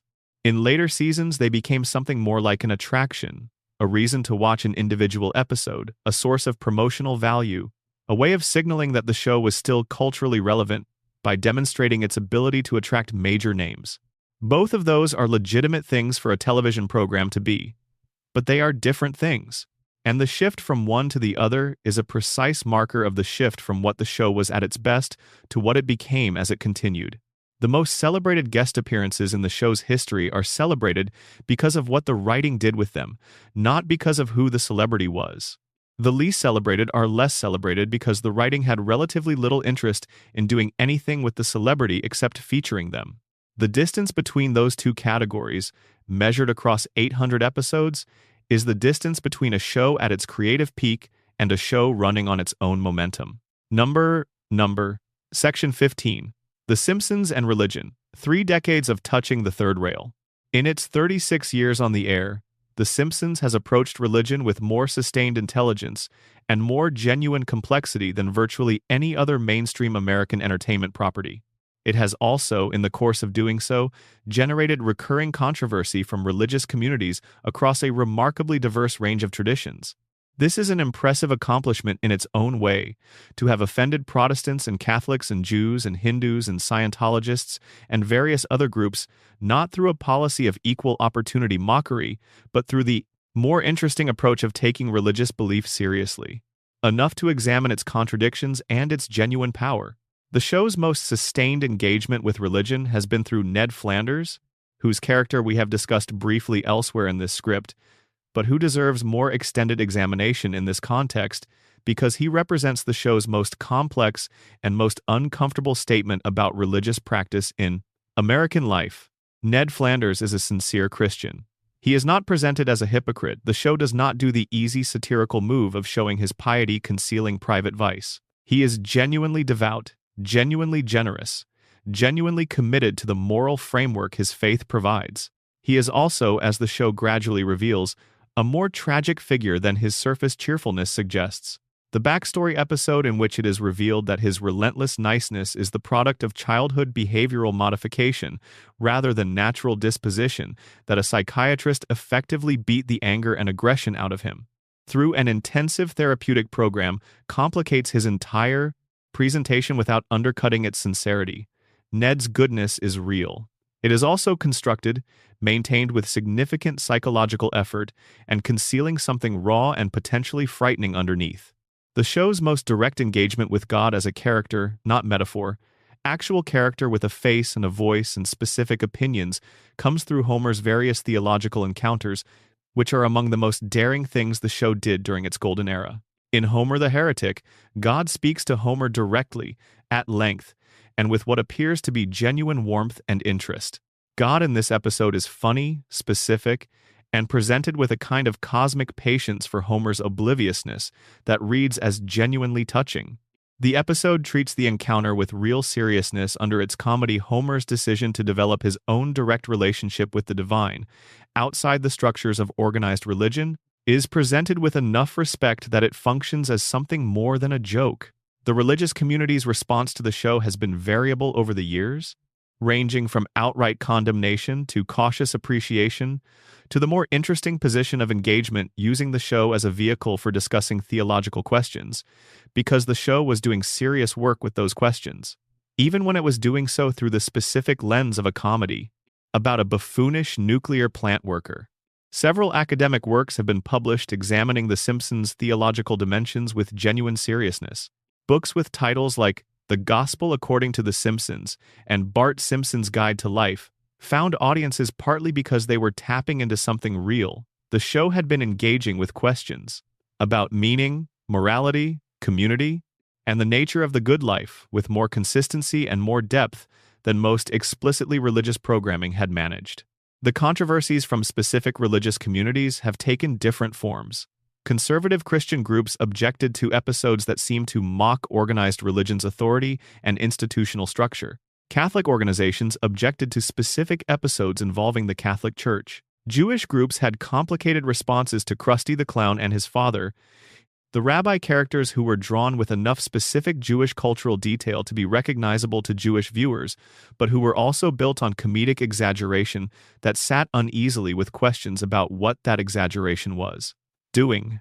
The Church of Scientology is the most prominent case of a specific religious institution responding to Simpsons content in a way that generated its own controversy. When the Simpsons' sister show, Futurama, incorporated satirical references to Scientology, the responses illustrated the specific way that satirical treatment of that organization tended to function as an escalation rather than a conversation, because the organization's relationship to public criticism of any kind was consistently confrontational.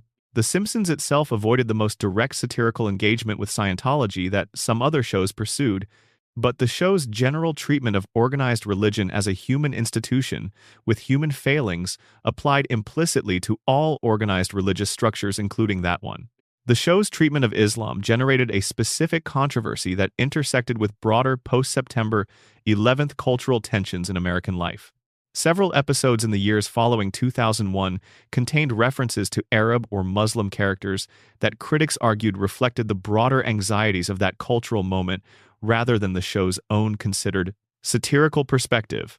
The line between satire that examines those anxieties and satire that reproduces them is not always easy to locate in specific cases, and the show was not always clearly on the right side of it. What makes the religion controversy interesting, as a through line in the show's history, is the way it connects to the show's broader approach to ideology of all kinds. The show has always been most interesting when it is examining belief systems, religious, political, economic, cultural, from a position that takes the beliefs seriously enough to understand their appeal and their logic, while also being willing to show where they fail and what costs they exact from their adherents. Ned Flanders is compelling not because his faith is mocked, but because it is presented as genuinely valuable and genuinely insufficient simultaneously, as something that gives his life structure and meaning while also preventing him from fully processing the things that happen to him in ways that would allow genuine healing. The show's religious controversies have generally been generated not by disrespect for sincere belief, but by the show's willingness to take sincere belief seriously enough to examine it honestly. That kind of examination will always produce controversy from people who believe that sincere religious commitment should be immune from critical examination. The Simpsons has consistently disagreed with that position, and the disagreement has been consistent enough across 36 years to constitute something like a genuine philosophical commitment, rather than simply a willingness to provoke. That commitment has produced some of the show's finest work. It has also produced some of its most awkward and least considered moments. Holding both of those truths simultaneously is, again, the only honest way to understand what the show has been doing in this territory across its remarkable run. Number Section 16. The Simpsons and politics. Who does the show actually belong to? One of the most persistent arguments in the discourse around The Simpsons concerns its political identity. The show has been claimed by people across the political spectrum as evidence of their own worldview and used to attack the worldviews of their opponents. Conservative commentators have cited specific episodes as evidence that the show understands the absurdity of liberal pieties. Liberal commentators have cited the show's sustained attack on corporate power, environmental destruction, and the Republican Party as evidence of a fundamentally progressive sensibility. Both of them are working with real evidence, and the fact that both of them can make their case with genuine citations from the show's 3+ decades of content tells you something important about what The Simpsons actually is politically. The show began in a period when American political satire on mainstream television was relatively constrained, and its willingness to depict politicians as corrupt, incompetent, or simply human in their self-serving impulses was understood as a form of political commentary, even when it was directed equally at both parties. The show made fun of Republican presidents and Democratic presidents. It made fun of conservative and liberal ideological rigidities. It depicted politicians of all descriptions as fundamentally more interested in their own continuation in office than in the people they nominally served. This equal opportunity skepticism was part of what made the show feel genuinely independent rather than partisan during its early years. The complication arose as American political culture itself became more polarized. In a more polarized environment, equal opportunity satire stops being politically neutral and starts registering differently depending on which side of the divide you are on. Satire that mocks both parties registers to people on the right as an attack on their party and to people on the left as an attack on their party, because the shared frame of both parties are flawed no longer functions the same way when large portions of the country have concluded that one party's flaws are categorically different from the others. The Fox News feud, which we discussed extensively in an earlier section, is the most visible example of the show's political engagement generating controversy. But the show's relationship to American politics goes well beyond that specific conflict. The Simpsons has depicted Republican politics in specific and unflattering ways across its run. The Springfield Republican Party has been depicted as a collection of corrupt plutocrats meeting in what looks like a gothic horror film, making decisions about the town's governance with no reference to the public interest. Specific Republican presidents and politicians have been depicted as buffoons, as corporate servants, as people whose public presentation bears no relationship to their private behavior or their actual priorities. These characterizations have generated consistent objections from conservative viewers and commentators. The show has also, however, depicted liberal politics in terms that are specifically unflattering in ways that liberal viewers do not always acknowledge. Lisa Simpson, the show's primary voice of progressive values, is frequently presented as earnest to the point of ineffectiveness, as more interested in the purity of her own convictions than in the practical achievement of the goals those convictions are meant to serve.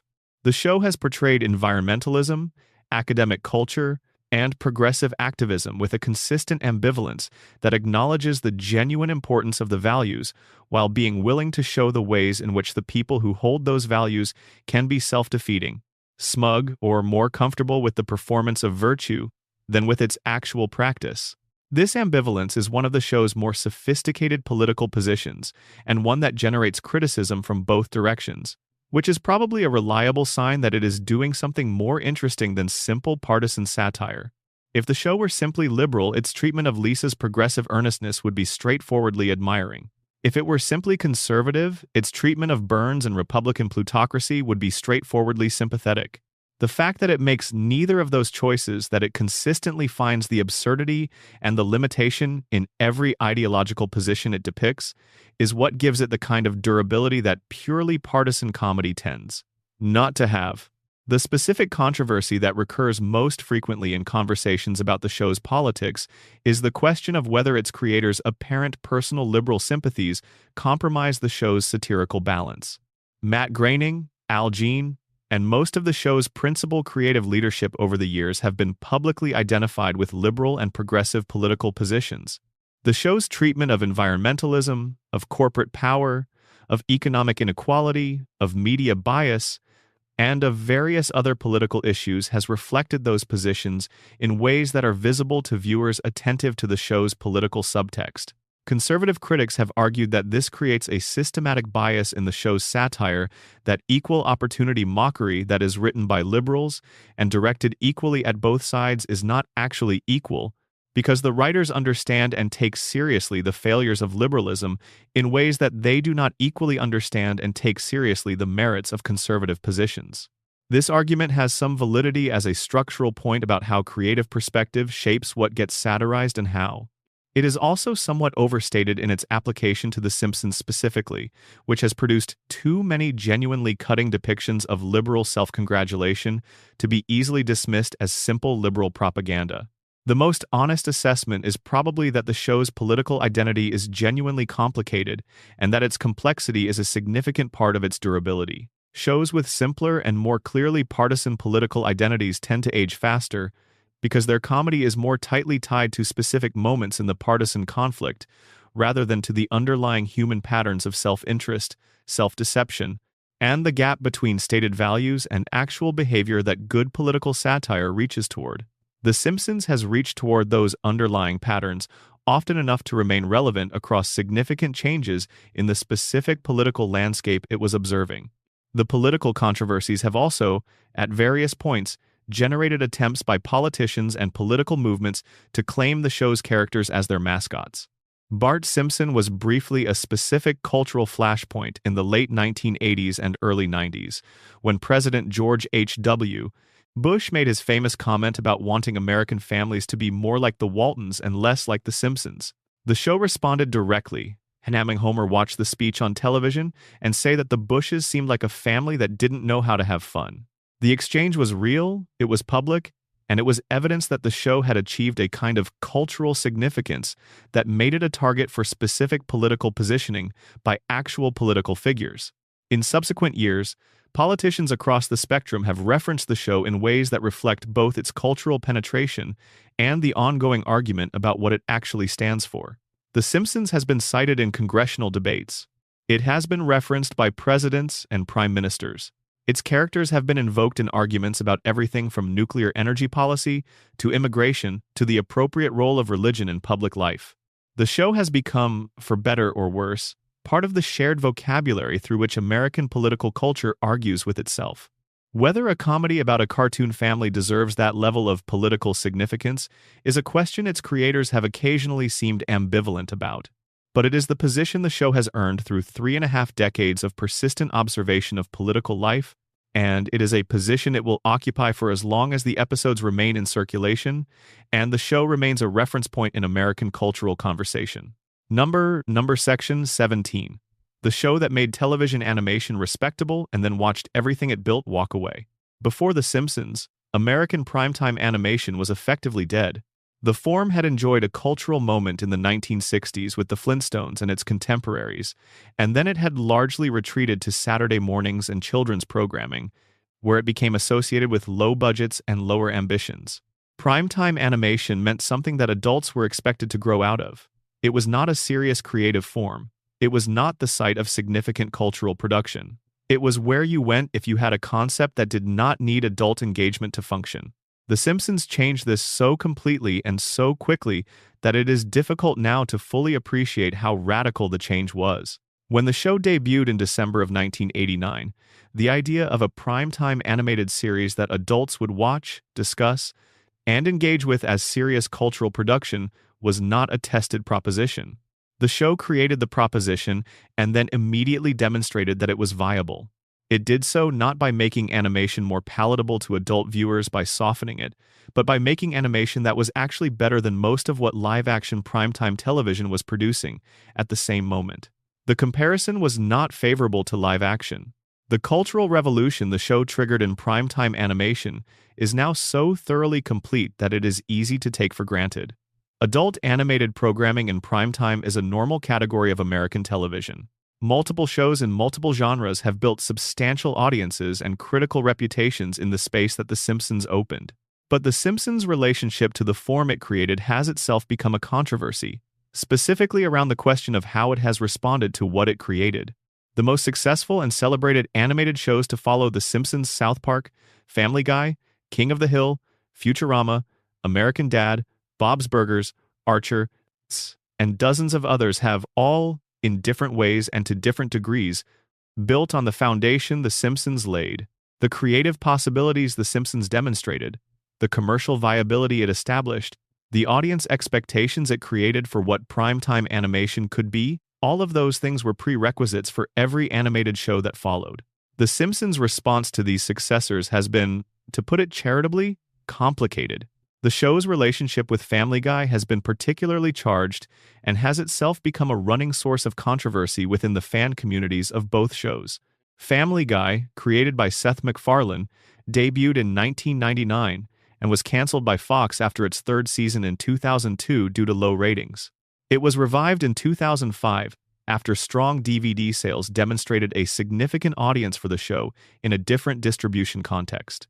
Since its revival, Family Guy has been consistently among the most watched animated programs on American television, and its comedic approach, anarchic, frequently offensive, built on cutaway gags that interrupt the narrative for standalone comic sequences, has made it both extremely popular and extremely divisive.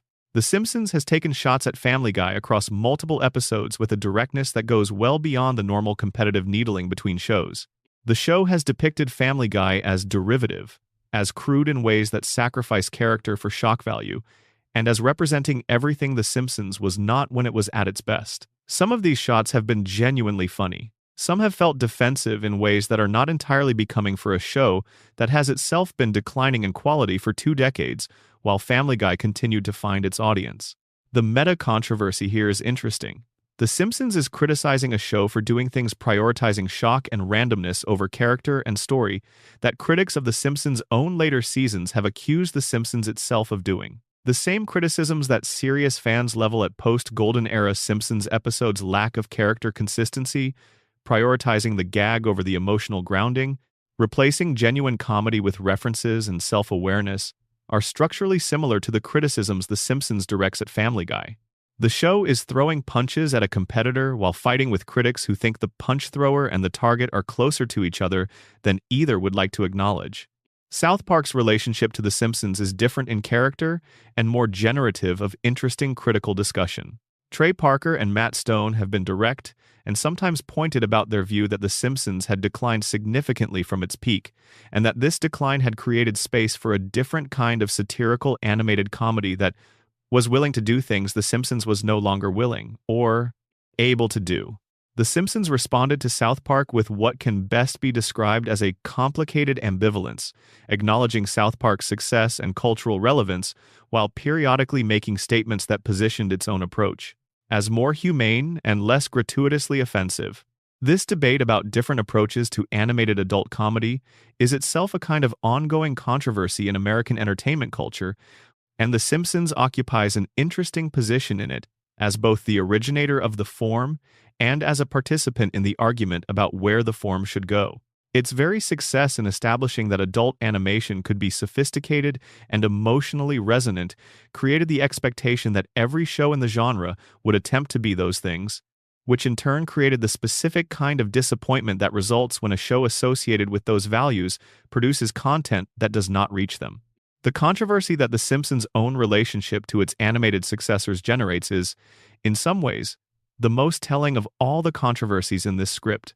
It is the show confronting, in a specific creative and competitive context, the same question that runs through everything we have discussed. What does it owe to what it was at its best? And what does it do when it can no longer reliably be that thing? The Simpsons built an entire creative tradition. That tradition produced shows that have in various ways surpassed their progenitor at its current level of quality, while not approaching what The Simpsons was at its peak.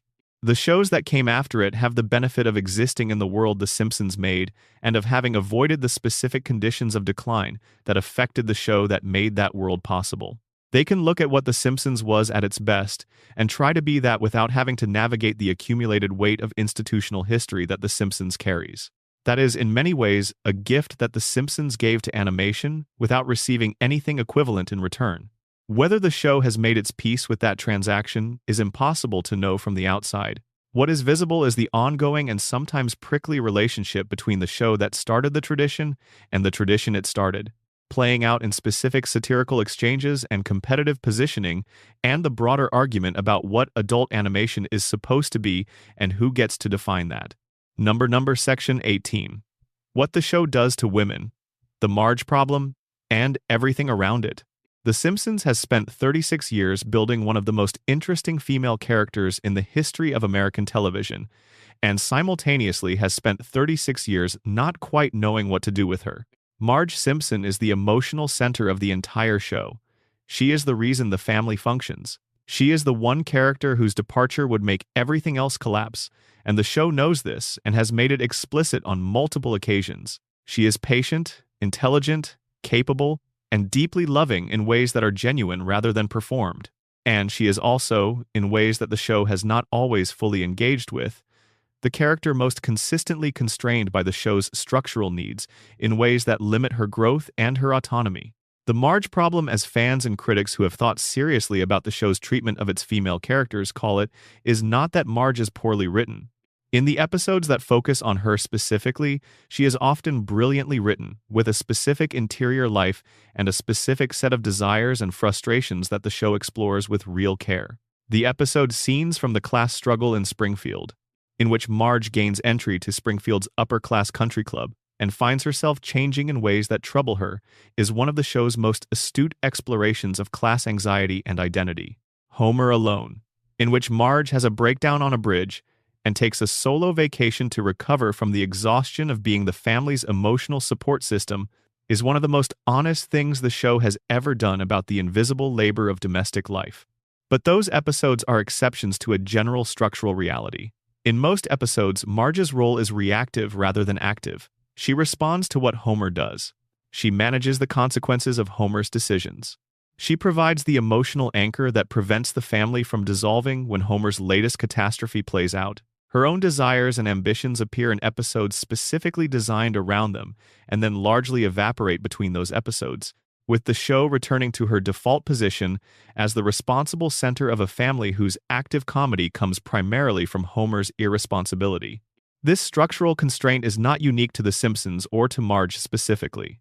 It is a pattern that appears across a great deal of domestic comedy in American television, in which the wife and mother character's primary function is to provide stability against which the more volatile and active male character can be comic. What makes it particularly visible in The Simpsons is the contrast between Marge's demonstrated capacity for complexity in episodes focused on her, and the way that complexity tends not to carry through consistently to episodes where she is not the focus. Lisa Simpson presents a different version of the same problem from a different angle. Lisa is the show's most consistently brilliant character, and the one whose relationship to American culture the show has explored with the most sustained seriousness. She is a gifted musician, a passionate environmentalist, a vegetarian, a Buddhist, a feminist, a person of genuine moral seriousness operating in a world that does not reward moral seriousness with much consistency. The show has used her to make some of its most pointed arguments about intelligence and gender and the specific difficulties of being a thoughtful person in an environment that does not particularly value thoughtfulness. But Lisa's storylines have, across the show's run, followed a recurring pattern that has itself become a source of critical discussion. Lisa identifies a problem, engages with it passionately, and then either succeeds in a way that does not permanently change her world or fails in a way that leaves her back at her starting position. The show is reluctant to allow Lisa's victories to accumulate into genuine transformation, because transformation would change her character's fundamental dynamic, and the floating timeline prevents any permanent accumulation of change. Lisa's arc is essentially one of repeated engagement with the world's resistance to what she values, without any movement toward the resolution that would constitute growth. This is a specific form of the broader floating timeline problem, but it has particular weight for Lisa because of what the character represents. She is the show's most explicit statement that intelligence and moral seriousness and the desire to change the world are valuable things. And the structural impossibility of allowing her to actually change the world, because that would change the show's world permanently, creates a tension that the show has never fully resolved and probably cannot resolve without ending. The show's treatment of women as guest characters and of gender more broadly has been its own source of controversy across the decades. The early seasons contained jokes about women and gender that were products of their time in ways that now read as dated at best. The show's relationship to LGBTQ identity has evolved significantly across its run, with early treatment that was often characterized by specific kinds of comedy that the show itself has subsequently moved away from. The specific jokes that appeared in early seasons about gay characters, delivered by straight characters in ways that were meant to be funny, and that now primarily document how far the cultural conversation has moved, sit in the archive as evidence of change that the show itself has participated in and sometimes tracked. The most interesting aspect of the show's relationship to gender is perhaps the question it raises about what the show's central relationships actually model about men and women in partnership. Homer and Marge's marriage is the show's emotional core, and it has been presented across 36 years with genuine warmth and genuine respect for what marriage at its best can be. But it is also a marriage in which one partner consistently makes choices that damage the family, and the other partner consistently repairs the damage. The show frames this as comedy, as the natural dynamic of a specific kind of man and a specific kind of woman. It occasionally examines the costs of this dynamic on Marge with real seriousness. And then it returns to the dynamic, because the dynamic is the show. This is not a simple failure.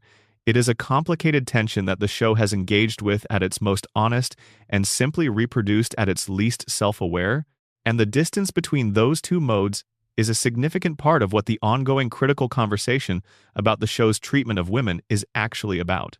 What Marge deserved, across 36 years, was a show that gave her the same kind of accumulated growth and development that it gave Homer, not just episodes focused on her specific struggles, but an ongoing recognition that those struggles had consequences that carried forward and changed her. The show gave Homer a coma theory, a crayon in his brain, a missing mother, an entire mythos of causes and consequences that made his specific kind of failure legible as the result of specific things that had happened to him. Marge's patience was presented as simply a quality she had, rather than as the product of specific experiences and choices that carried their own weight and their own costs. That is the Marge problem, and it has never been fully resolved. Number. Section 19. The Treehouse of Horror when the Halloween specials became their own controversy. Every year since 1990, The Simpsons has produced a Halloween special called The Treehouse of Horror. The format is an anthology, 3 short stories, each one a horror parody or a dark comedy with a supernatural or science fiction premise, presented as the show's annual license to do things it could not do in regular episodes. Characters die permanently. The tone is darker. The world's rules are suspended. And for most of the show's golden era, the Treehouse of Horror specials were among the very best things the show produced annually.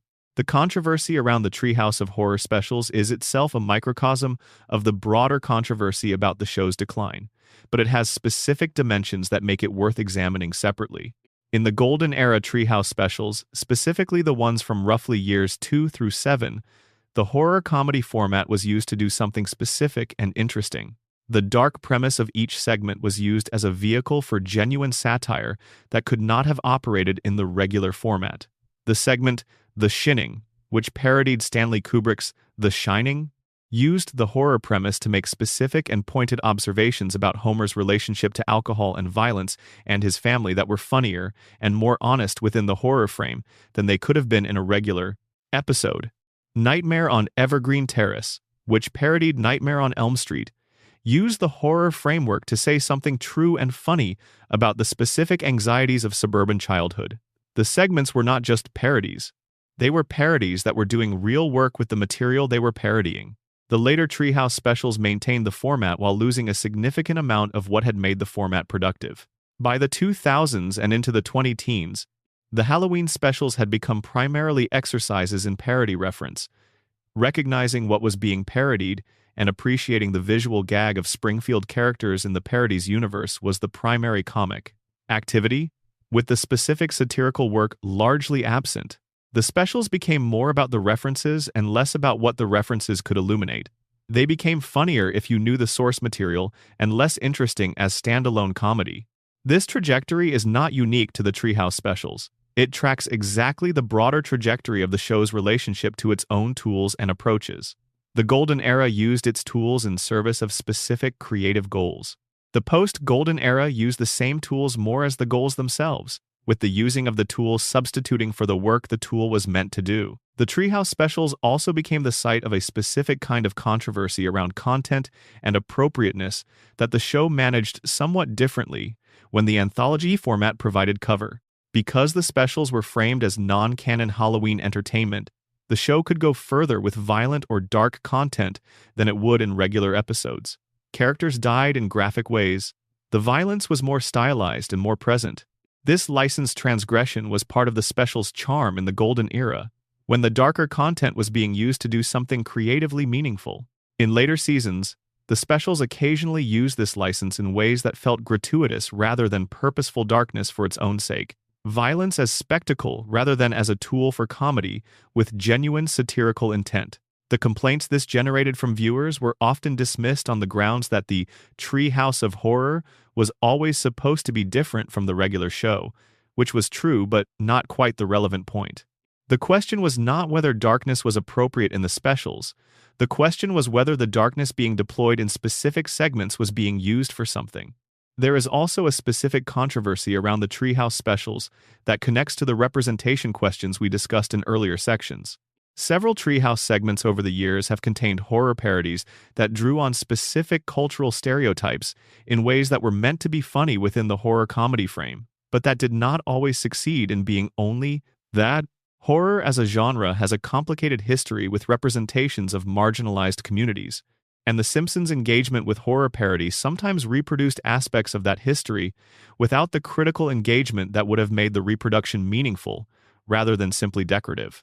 The Treehouse of Horror specials are, in the end, the show in miniature.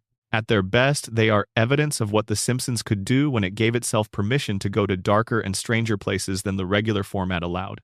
At their least effective, they are evidence of a show going through familiar motions with familiar tools in a familiar format without the specific creative energy that made those motions meaningful in the first place. The best of them belong in any serious discussion of the show's creative achievements. The worst of them belong in any serious discussion of what the show's creative decline actually looked like in practice. The fact that the specials continue to appear annually, reliably, 35 years after the first one aired, is itself a kind of statement. The show has maintained the format even as the show's overall quality has fluctuated dramatically. Some things in Springfield stay constant regardless of what happens to the broader creative enterprise. The Treehouse of Horror is one of them. Number. Section 20. Should The Simpsons end? The 36-year argument, nobody wins. There is a question that has followed The Simpsons for approximately 25 of its 36 years on the air, and it is the question that no one associated with the show has ever been able to answer in a way that satisfies the people asking it. Should The Simpsons end? Not can it end? Not will it end? Should it? Is the ongoing production of new Simpsons episodes, at the current level of quality and with the current creative approach, a net positive contribution to culture and to the show's own legacy? Or has the show passed the point where continued production serves any purpose beyond the commercial interests of the people who profit from it? This question generates more heat than almost any other topic in the discussion around the show, because it implicates things people feel very strongly about: the nature of artistic legacy, the appropriate relationship between commercial interests and creative integrity, and the deeply personal attachment that millions of people have to a version of this show that no longer exists in the same form. The argument for ending the show has been made in various forms by critics, fans, former writers, and occasionally by people still associated with the production. The core of the argument is straightforward. The show at its best was something genuinely extraordinary, a comedy that operated at a level of intelligence and emotional honesty that very few things in any medium had achieved. That version of the show exists complete in the archive. It does not need more episodes. And every new episode that is produced under the banner of The Simpsons is, at minimum, a dilution of the brand association with that quality, and at maximum, an active diminishment of the legacy by providing more content in the same universe that does not reach the standard the universe established.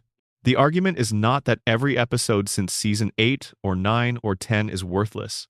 Some later episodes are genuinely good. The argument is that the aggregate of what is being produced is so consistently below the show's peak that continued production serves primarily to keep the commercial engine running rather than to advance any creative purpose that the existing archive does not already achieve. The argument for continuing the show is also made in various forms, and it is not without substance. The most honest version of the pro-continuation argument is simply commercial. The Simpsons is still profitable, still attracts a significant audience, and as a commercial entertainment enterprise, it has every reason to continue operating as long as those conditions hold. This argument does not claim that the new episodes are as good as the old ones. It claims that they are good enough to justify their production costs, and that the decision about whether to continue is correctly made on commercial grounds rather than on critical grounds. There is a less purely commercial version of the continuation argument that has more creative validity.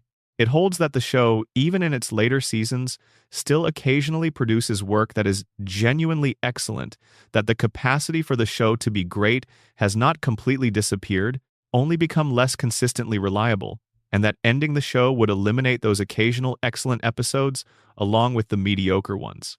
This argument has the most validity in the periods when the show's quality has genuinely improved, as it arguably did during some of the seasons in the mid-2000s before declining again. The people best positioned to answer the question of whether the show should end are the people who work on it, and their answers have been characteristically varied. Al Jean, who has served as showrunner for a remarkable stretch of the show's later history, has expressed genuine belief in the show's ongoing creative vitality in ways that go beyond what commercial self-interest would require. He has made specific arguments about specific episodes and specific creative choices that reflect someone who genuinely believes the show is still doing meaningful work. Whether that belief is accurate is a separate question from whether it is sincere, and there is no particular reason to doubt the sincerity. Matt Groening's public statements about the show's future have been more equivocal. He has periodically indicated that he would prefer the show to end on its own terms rather than be canceled, which implies a recognition that there is a meaningful distinction between those two outcomes. An ending chosen by the creators, a final episode designed as a finale, a closing of the loop would be something different from, and something better than a cancellation that simply stops production without ceremony. The show that invented the modern animated primetime comedy deserves better than to end because Fox decides it has become unprofitable.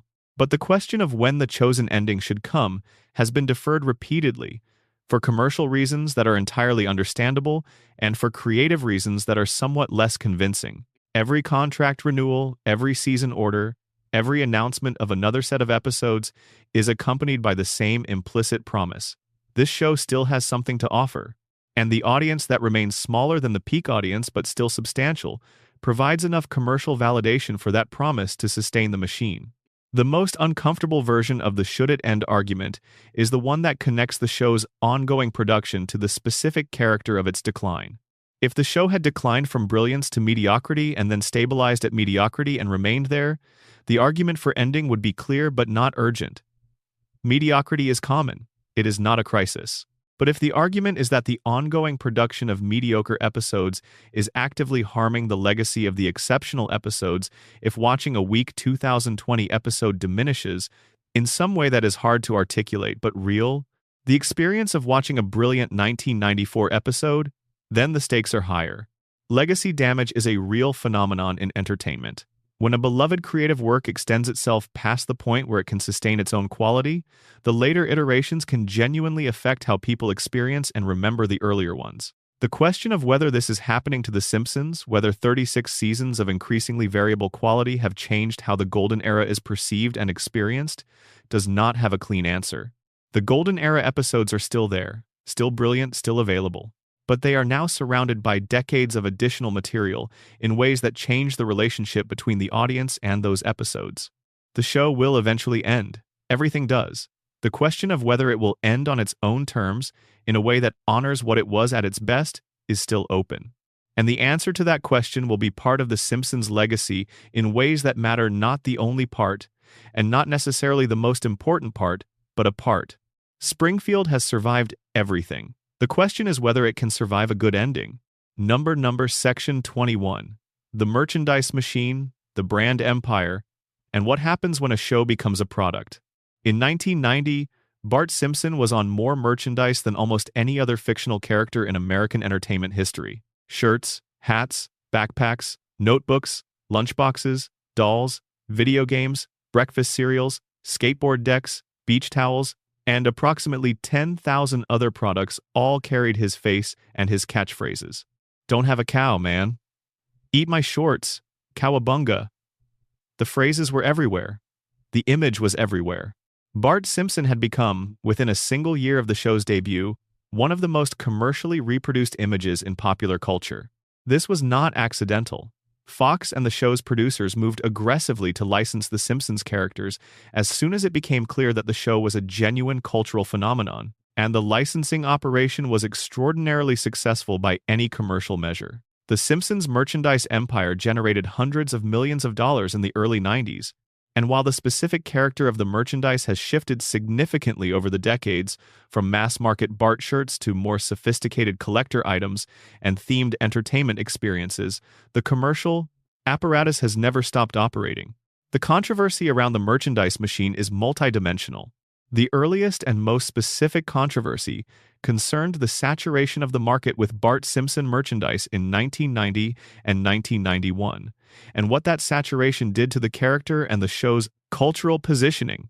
The show's creative team has discussed, in various interviews and DVD commentaries over the years, their discomfort with some of what the licensing operation produced during that period. The character they had created, a specific, carefully written, emotionally complex kid whose rebellion had genuine roots in specific frustrations, was being reproduced on merchandise as a simple slogan machine, reduced to catchphrases and attitude in ways that stripped away everything that made the character interesting.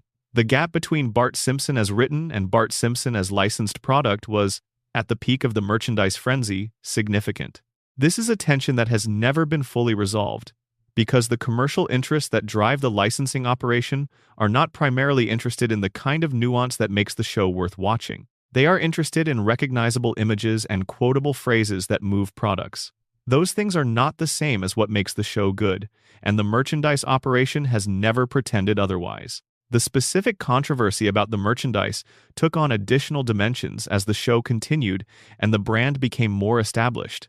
In the early 90s, Simpsons merchandise was somewhat transgressive. Bart's attitude, his dismissal of authority, his embrace of underachievement, were all seen as specifically countercultural in ways that generated real parental anxiety. There were school districts that banned Bart Simpson shirts on the grounds that his attitude was inappropriate. President Bush's comment about preferring the Waltons to the Simpsons was, among other things, a reaction to what Bart had come to represent as a cultural image. By the 2000s, that transgressive quality had completely evaporated. The Simpsons brand had become entirely establishment. The yellow characters appeared in promotional partnerships with major corporations. They appeared in Super Bowl commercials. They appeared in theme parks. Homer and Marge and Bart and Lisa had gone from a slightly edgy cartoon family that worried conservatives to a thoroughly safe entertainment property that corporate America was entirely comfortable partnering with. This transformation is not unusual for entertainment properties that achieve significant commercial success over long periods. Cultural transgression does not survive institutionalization. But the specific case of The Simpsons is interesting because the show's critical content, its attacks on corporate power, on environmental destruction, on the corrupting influence of money in political life continued in the episodes, even as the brand was becoming increasingly comfortable with the commercial forces. The show had spent years depicting as antagonists. The moment that crystallized this tension most explicitly was the show's ongoing relationship with News Corporation and later Disney, which we have discussed in other contexts. The show that made its most pointed satire about media concentration and corporate consolidation was owned by a media conglomerate that was itself a recurring target of that satire. The brand that warned about corporate power was a valuable corporate asset. The characters who spent decades in Springfield being poisoned by a billionaire's indifference to their welfare were being used to sell products in partnership with the same kind of corporate entities that the show's universe indicted. Whether this irony undermines the show's satirical credibility is an argument that reasonable people have reached different conclusions on. The strongest version of the argument against the merchandise empire is that a show cannot maintain genuine critical distance from corporate culture while simultaneously being one of the most commercially exploited entertainment properties in American history. The counter-argument is that creative work and commercial deployment are different things, that the quality of the satire in the episodes is not determined by what appears on the merchandise, and that expecting a show that has always been a commercial product to refuse commercial exploitation is naive about how the entertainment industry works. The truth is probably somewhere more complicated than either of those positions. The merchandise empire did not ruin the show's satire in the direct sense that the episodes were written differently because of it, but it did contribute to the specific cultural positioning of the Simpsons brand that made the show's most pointed satirical content feel somewhat inconsistent with what the brand had become in the broader marketplace. When a show is simultaneously telling you that corporate power is dangerous and selling you a quick E-Mart slushie at a themed convenience store, the relationship between the message and the vehicle is worth examining. The Simpsons merchandise machine will outlast whatever version of the show is currently in production. The characters and their images have achieved a kind of permanence in popular culture that is independent of the weekly episodes. People who have not watched the show in 20 years still recognize Homer and Marge and Bart in their specific visual form. The brand has become a cultural artifact in the way that genuinely enduring popular culture becomes an artifact no longer primarily about the specific thing it came from, but about everything that thing has come to represent across the decades of its presence in the world. That is an extraordinary achievement. It is also, for the people who care most about the specific quality of what the show was at its best, somewhat beside the point. Number section 22. The voice actor controversies, who gets to speak for Springfield? The question of who voices the characters of The Simpsons has generated its own specific set of controversies across the show's run, controversies that are distinct from the Harry Shearer situation we examined earlier, and that connect to broader ongoing discussions in American entertainment about casting, representation, and the specific ethics of voice performance. The core ensemble that has voiced The Simpsons since its debut, Dan Castellaneta as Homer, Julie Kavner as Marge, Nancy Cartwright as Bart, Yeardley Smith as Lisa, and Hank Azaria and Harry Shearer sharing much of the remaining Springfield population, has been one of the most stable voice casts in television history. The consistency of those performances across 36 years is itself a remarkable achievement, particularly when you consider how central the specific qualities of those performances are to the characters' identities. Homer Simpson without Dan Castellaneta's voice would not be Homer Simpson in any meaningful sense. The voice is the character in ways that live-action performance rarely achieves because there is no visual component separate from the voice doing independent work. This stability has been economically significant as well as creatively significant. The core voice actors negotiated contract terms in the early 2000s that made them among the highest-paid performers in the history of television. The specific details of those negotiations, and the specific figures that have been publicly reported, generated controversy at the time about whether voice actors should be compensated at the level of on-screen performers for what was characterized by some observers as comparatively less demanding work.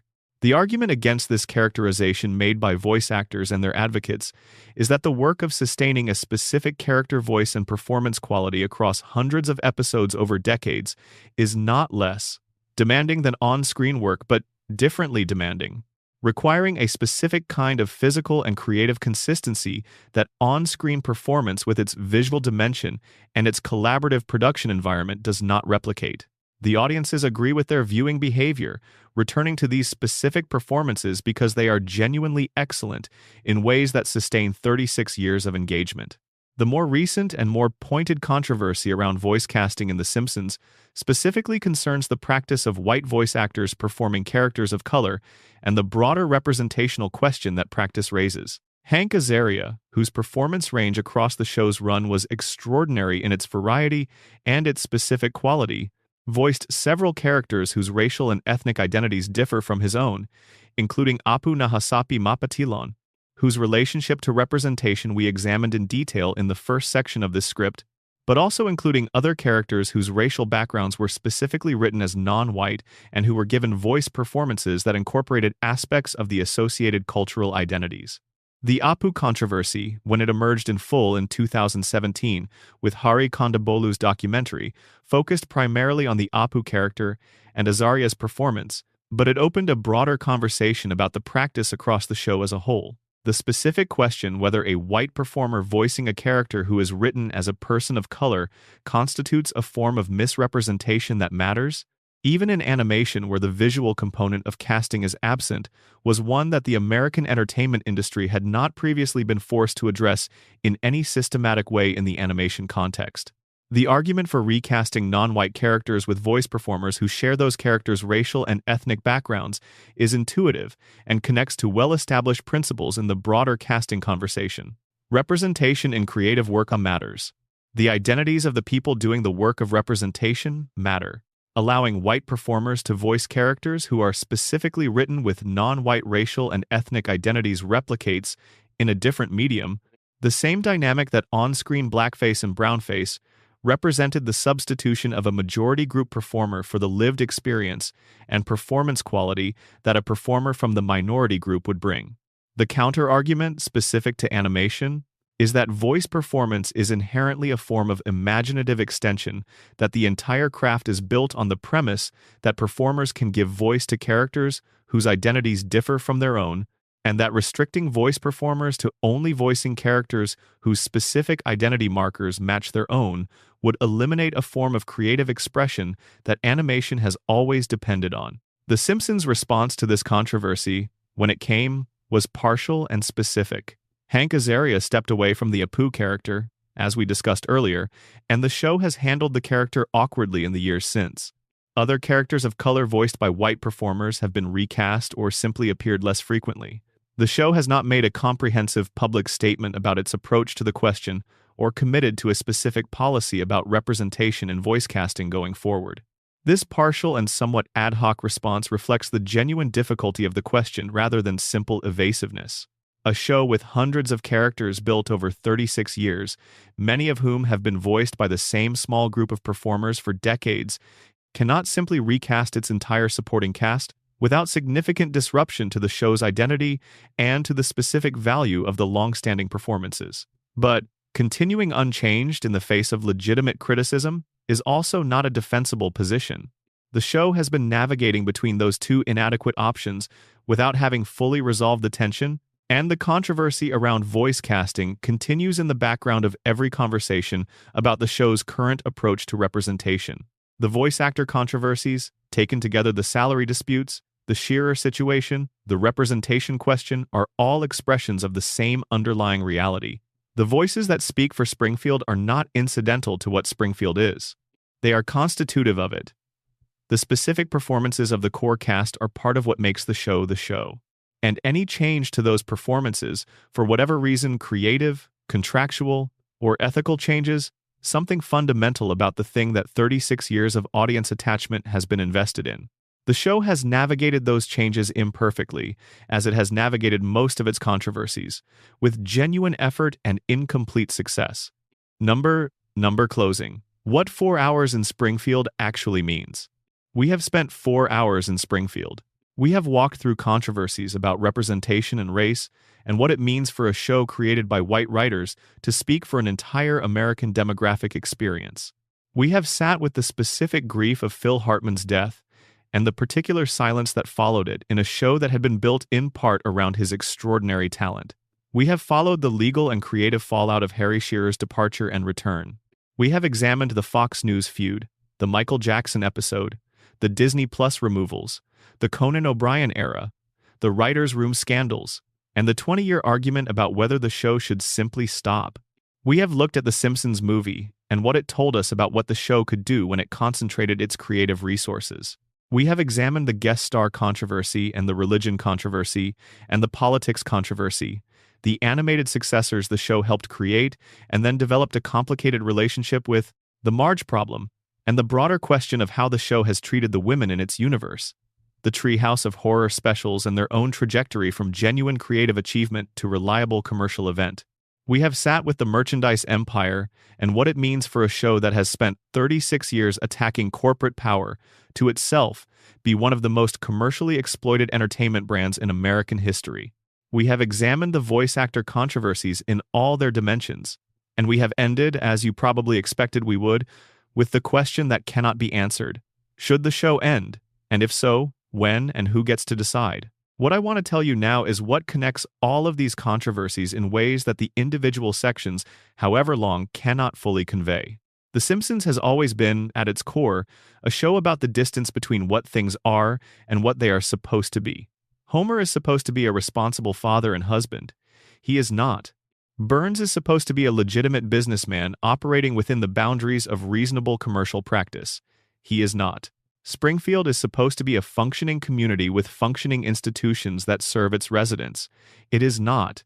The show built its entire satirical identity on the comedy and the tragedy that this distance produces the gap between the official version of things and the actual version, between the story people tell about their lives and the lives they are actually living. The controversies we have examined in this video are all, in their different ways, expressions of that same gap. The Apu controversy is about the distance between what the show thought it was doing when it created that character and what it was actually doing to a real community's experience of representation. The Phil Hartman silence is about the distance between what a comedy show is supposed to be able to do with grief and loss and what is actually possible. The quality decline controversy is about the distance between what the show was at its best and what it became, and the ongoing question of whether that distance can be closed or whether it is simply permanent. The show has been most honest about itself when it has acknowledged that distance rather than pretended it does not exist. The episodes that endure, the ones that people still discuss and quote and argue about decades after they first aired, are almost always episodes that were honest about the distance. Episodes where Homer's failures are shown to have real weight, where Marge's patience is shown to have real costs, where the Springfield community's collective capacity for denial is shown to produce real damage to real people, where the comedy and the tragedy are not separated from each other but allowed to exist simultaneously, because that is the most honest way to represent a world that contains both. The controversies are also, in a more personal way, about the audience's relationship to the show and what that relationship has meant across the decades. People do not get this angry about The Simpsons because they are indifferent to it. The fury of the fanbase about the quality decline, the intensity of the debate about representation, the specific grief of people who feel that the show they grew up with has become something unrecognizable. All of those things are evidence of how much the show mattered and how deeply it was embedded in people's sense of themselves and their world. You do not argue this passionately about something you do not love. You do not track the arc of something this carefully across 36 years unless it gave you something worth caring about. The controversies are, in their way, a tribute to the show's original achievement. Only a show that reached a genuine peak could produce this level of sustained mourning for what it was at that peak. Mediocre shows do not generate this kind of argument because nobody cares enough to have it. The Simpsons gave us a version of American life that was truer than most of what American life produces to describe itself. It gave us Homer, who is stupid and loving and damaged and indestructible, and the most recognizable human being in the history of animated television. It gave us Marge, whose patience is not weakness but something harder and more difficult and more worthy of genuine respect than the show always remembered to give it. It gave us Bart, whose rebellion is both pointless and entirely necessary in a world that rewards compliance so thoroughly. It gave us Lisa, who keeps asking questions that nobody wants answered and will not stop asking them because she cannot. And it gave us Maggie, watching everything from behind her pacifier, waiting. It gave us Mr. Burns, the clearest depiction of unchecked wealth's effect on human character that popular culture has ever produced. It gave us Ned Flanders, the saddest good man in television history, doing everything right in a system designed to reward wrongness. It gave us Moe and Barney and Chief Wiggum and Principal Skinner and Sideshow Bob and the hundreds of other Springfield residents who fill the world with the specific texture of a community that is simultaneously ordinary and completely impossible. And then it gave us 36 years. 36 years of stories, not all of them equally good, not all of them worthy of the characters they featured, but 36 years of the same family, in the same house, on the same street, in the same town, coming back every week to remind us that the version of America the show had identified chaotic, resilient, frequently ridiculous, capable of extraordinary love and extraordinary failure in roughly equal measure, was still out there, still recognizable, still worth paying attention to. The controversies we have discussed are not separate from that achievement. They are part of it. A show that never pushed hard enough to generate controversy was never pushing hard enough to do what The Simpsons was actually trying to do. The Apu controversy is evidence that the show had real power to shape how communities were seen. The Fox News feud is evidence that the show had real power to shape political culture. The quality decline controversy is evidence that what the show achieved at its peak was worth losing genuinely, that the loss was real, and that people were right to feel it. Springfield will still be here when this video ends. The couch gag will play, the family will assemble, Homer will do something irreversible, and it will be reversed by the next episode. Marge will hold everything together. Bart will find a way to be in trouble. Lisa will find something worth fighting for, and fight for it anyway. And Maggie will watch all of it from behind her pacifier with those enormous eyes, and whatever is behind them that nobody has ever quite been able to name.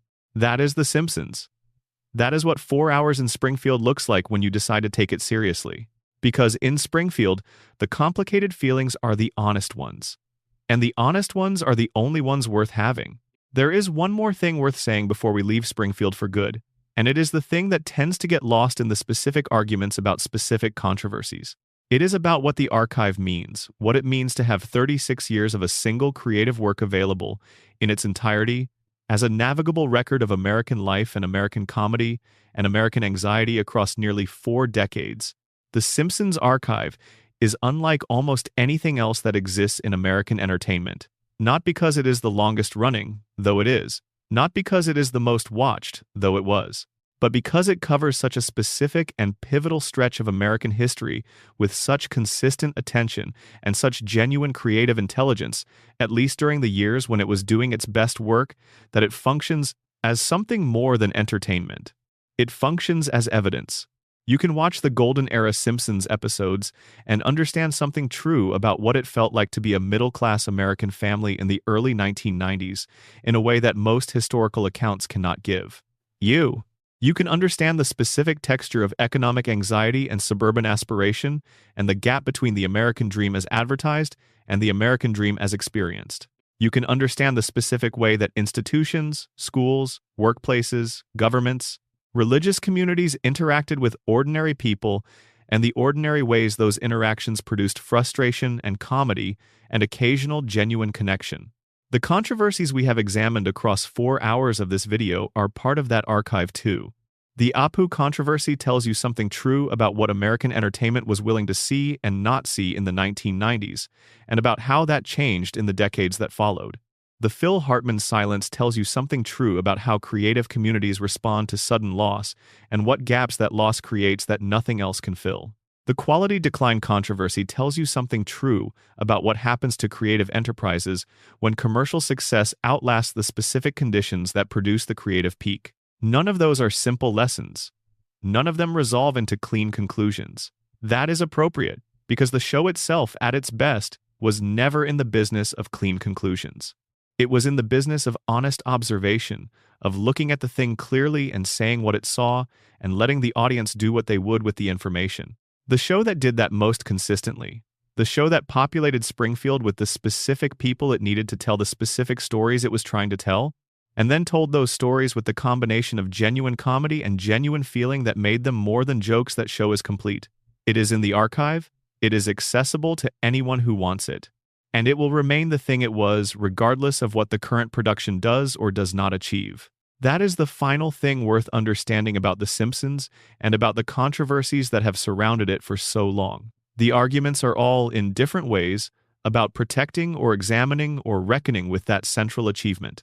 The people who argue most passionately about the show's decline are arguing because the show at its peak was worth protecting. The people who argue most passionately about the representation failures are arguing because the show had enough cultural power to matter in ways that made its failures consequential. The people who argue about whether the show should end are arguing because the show was once something that an ending would be a genuine statement about. All of those arguments are love letters written in the language of criticism, which is honestly the most appropriate language for a show that spent 36 years telling us that the things worth caring about are the things worth arguing about. Homer would understand that.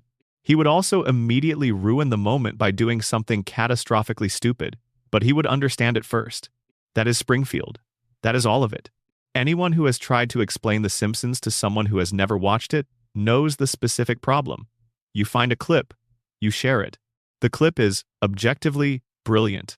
Maybe it is Homer discovering that he has been stupid his whole life, or Marge quietly admitting in a single line that she is tired in a way she has never admitted before, or Bart doing something so perfectly calibrated between funny and moving that it lands differently every time you watch it. You share this clip and you say, "This is what the show is." And the person watches it and either laughs or doesn't and moves on. But they did not get the show. Not really. Because the show is not any individual clip or episode or season or argument or controversy. The show is the accumulation of it, the 36 years, the 800 episodes, the thousands of characters, the specific texture of a world that was built carefully over time and then expanded and then complicated and then declined and then persisted. It is a world that has become so large and so internally complex that no single entry point can encompass it, which is why every fan has a slightly different version of what The Simpsons is to them, and why arguments about the show have the specific quality of arguments about a place you both grew up in but remember differently. The person who came to the show in 1990 and watched it through its entire run in real time has a fundamentally different relationship to it than the person who discovered it through reruns in 2010. The person who watched it primarily as a child and experienced the Golden Era episodes through the specific emotional register of childhood has a different version of it than the person who came to it as an adult and experienced it as satire. The person who grew up in a community that saw themselves in its representation has a different version than the person who grew up seeing themselves not represented or misrepresented, or represented in ways that felt like a specific kind of reduction. All of those versions are real. All of them are The Simpsons. The show is big enough to contain all of those experiences and still have room left over for the person who watched it, primarily for the couch gag and the person who has written a dissertation on its relationship to postmodern narrative theory. This is not a bug. This is the specific kind of achievement that 36 years of consistent creative production at varying levels of quality, but always with genuine investment in the world being created, makes possible. The show became large enough to mean different things to different people, without ceasing to mean something specific to each of them. That is an accomplishment that almost nothing in popular culture achieves, and The Simpsons has held it for longer than most of its current audience has been alive. The controversies we have examined in this video are part of what makes the show large enough to contain all of those meanings. A show without controversy is a show that was not trying hard enough to reach into the places where meaning is made, the places where representation matters, where power operates, where comedy and grief sit right next to each other, where the funny thing and the true thing are the same thing, and the true thing is uncomfortable. The Simpsons has been trying to reach those places since 1989. It has not always succeeded. It has sometimes failed in ways that had real consequences for real people, but it has kept trying, which is the only way to keep earning the audience's investment across 36 years. The question of what the show leaves behind, what it will be understood to have meant and done and achieved, when the final episode airs and the long accounting begins, is a question for a moment that has not arrived yet, but the answer will be shaped by everything we have discussed in this video. Not just the brilliant episodes and the fan theories and the cultural predictions and the legendary guest performances, but also the Apu controversy and the Phil Hartman grief, and the Harry Shearer feud and the quality decline, and all of the other things that show what happens when a creative enterprise operates at the intersection of genuine ambition and enormous commercial pressure for a very long time. The full picture is complicated. The full picture is not flattering in every direction. The full picture is more interesting than any version that leaves out the parts that are hard to look at. The Simpsons deserves the full picture. 36 years, 800 episodes. Every controversy, every achievement, every failure, every moment of genuine brilliance, and every moment of grinding mediocrity. All of it. That is what 4 Hours in Springfield is actually about. Not the individual arguments. The full picture of what it means to make something that matters, and to keep making it, and to keep having to answer for everything that making it produced. Nobody tells you that loving The Simpsons for a long time is its own specific kind of experience that does not resemble loving most other things. Most things you love either stay roughly the same or they end. A book is the same book every time you read it. A film is the same film. Even a band, if they stop making music, remains frozen at whatever they were when they stopped. The thing you loved is preserved, static, available to return to exactly as you left it. The Simpsons is not like that. The Simpsons kept going. It kept producing new versions of itself. New episodes set in the same world with the same characters, and those new versions were not always things you wanted or recognized. Loving The Simpsons for 36 years means having loved something that changed in ways you did not choose, that became different from what you fell in love with, while continuing to present itself under the same name. It is, in this specific way, more like a relationship than like a static cultural artifact. And relationships require you to reckon with the full thing, not just the golden period, not just the version you remember most fondly, but the whole complicated arc of what happened over time and why and what it means. The fans who are angriest about the show's decline are not angry because they are petty or because they expect too much. They are angry because they once experienced something that reached them in a specific and personal way, and the ongoing production of new material keeps touching the thing that reached them, keeps adding to it and complicating it, and changing what it is in memory without reaching them in the same way again. That is a specific kind of grief that does not have a common name, but that every long-term fan of anything that declines will recognize. The most honest thing anyone can say about loving The Simpsons for a long time is that it requires a kind of generosity that static love does not require. The generosity to hold the brilliant early years and the difficult later years as parts of the same thing.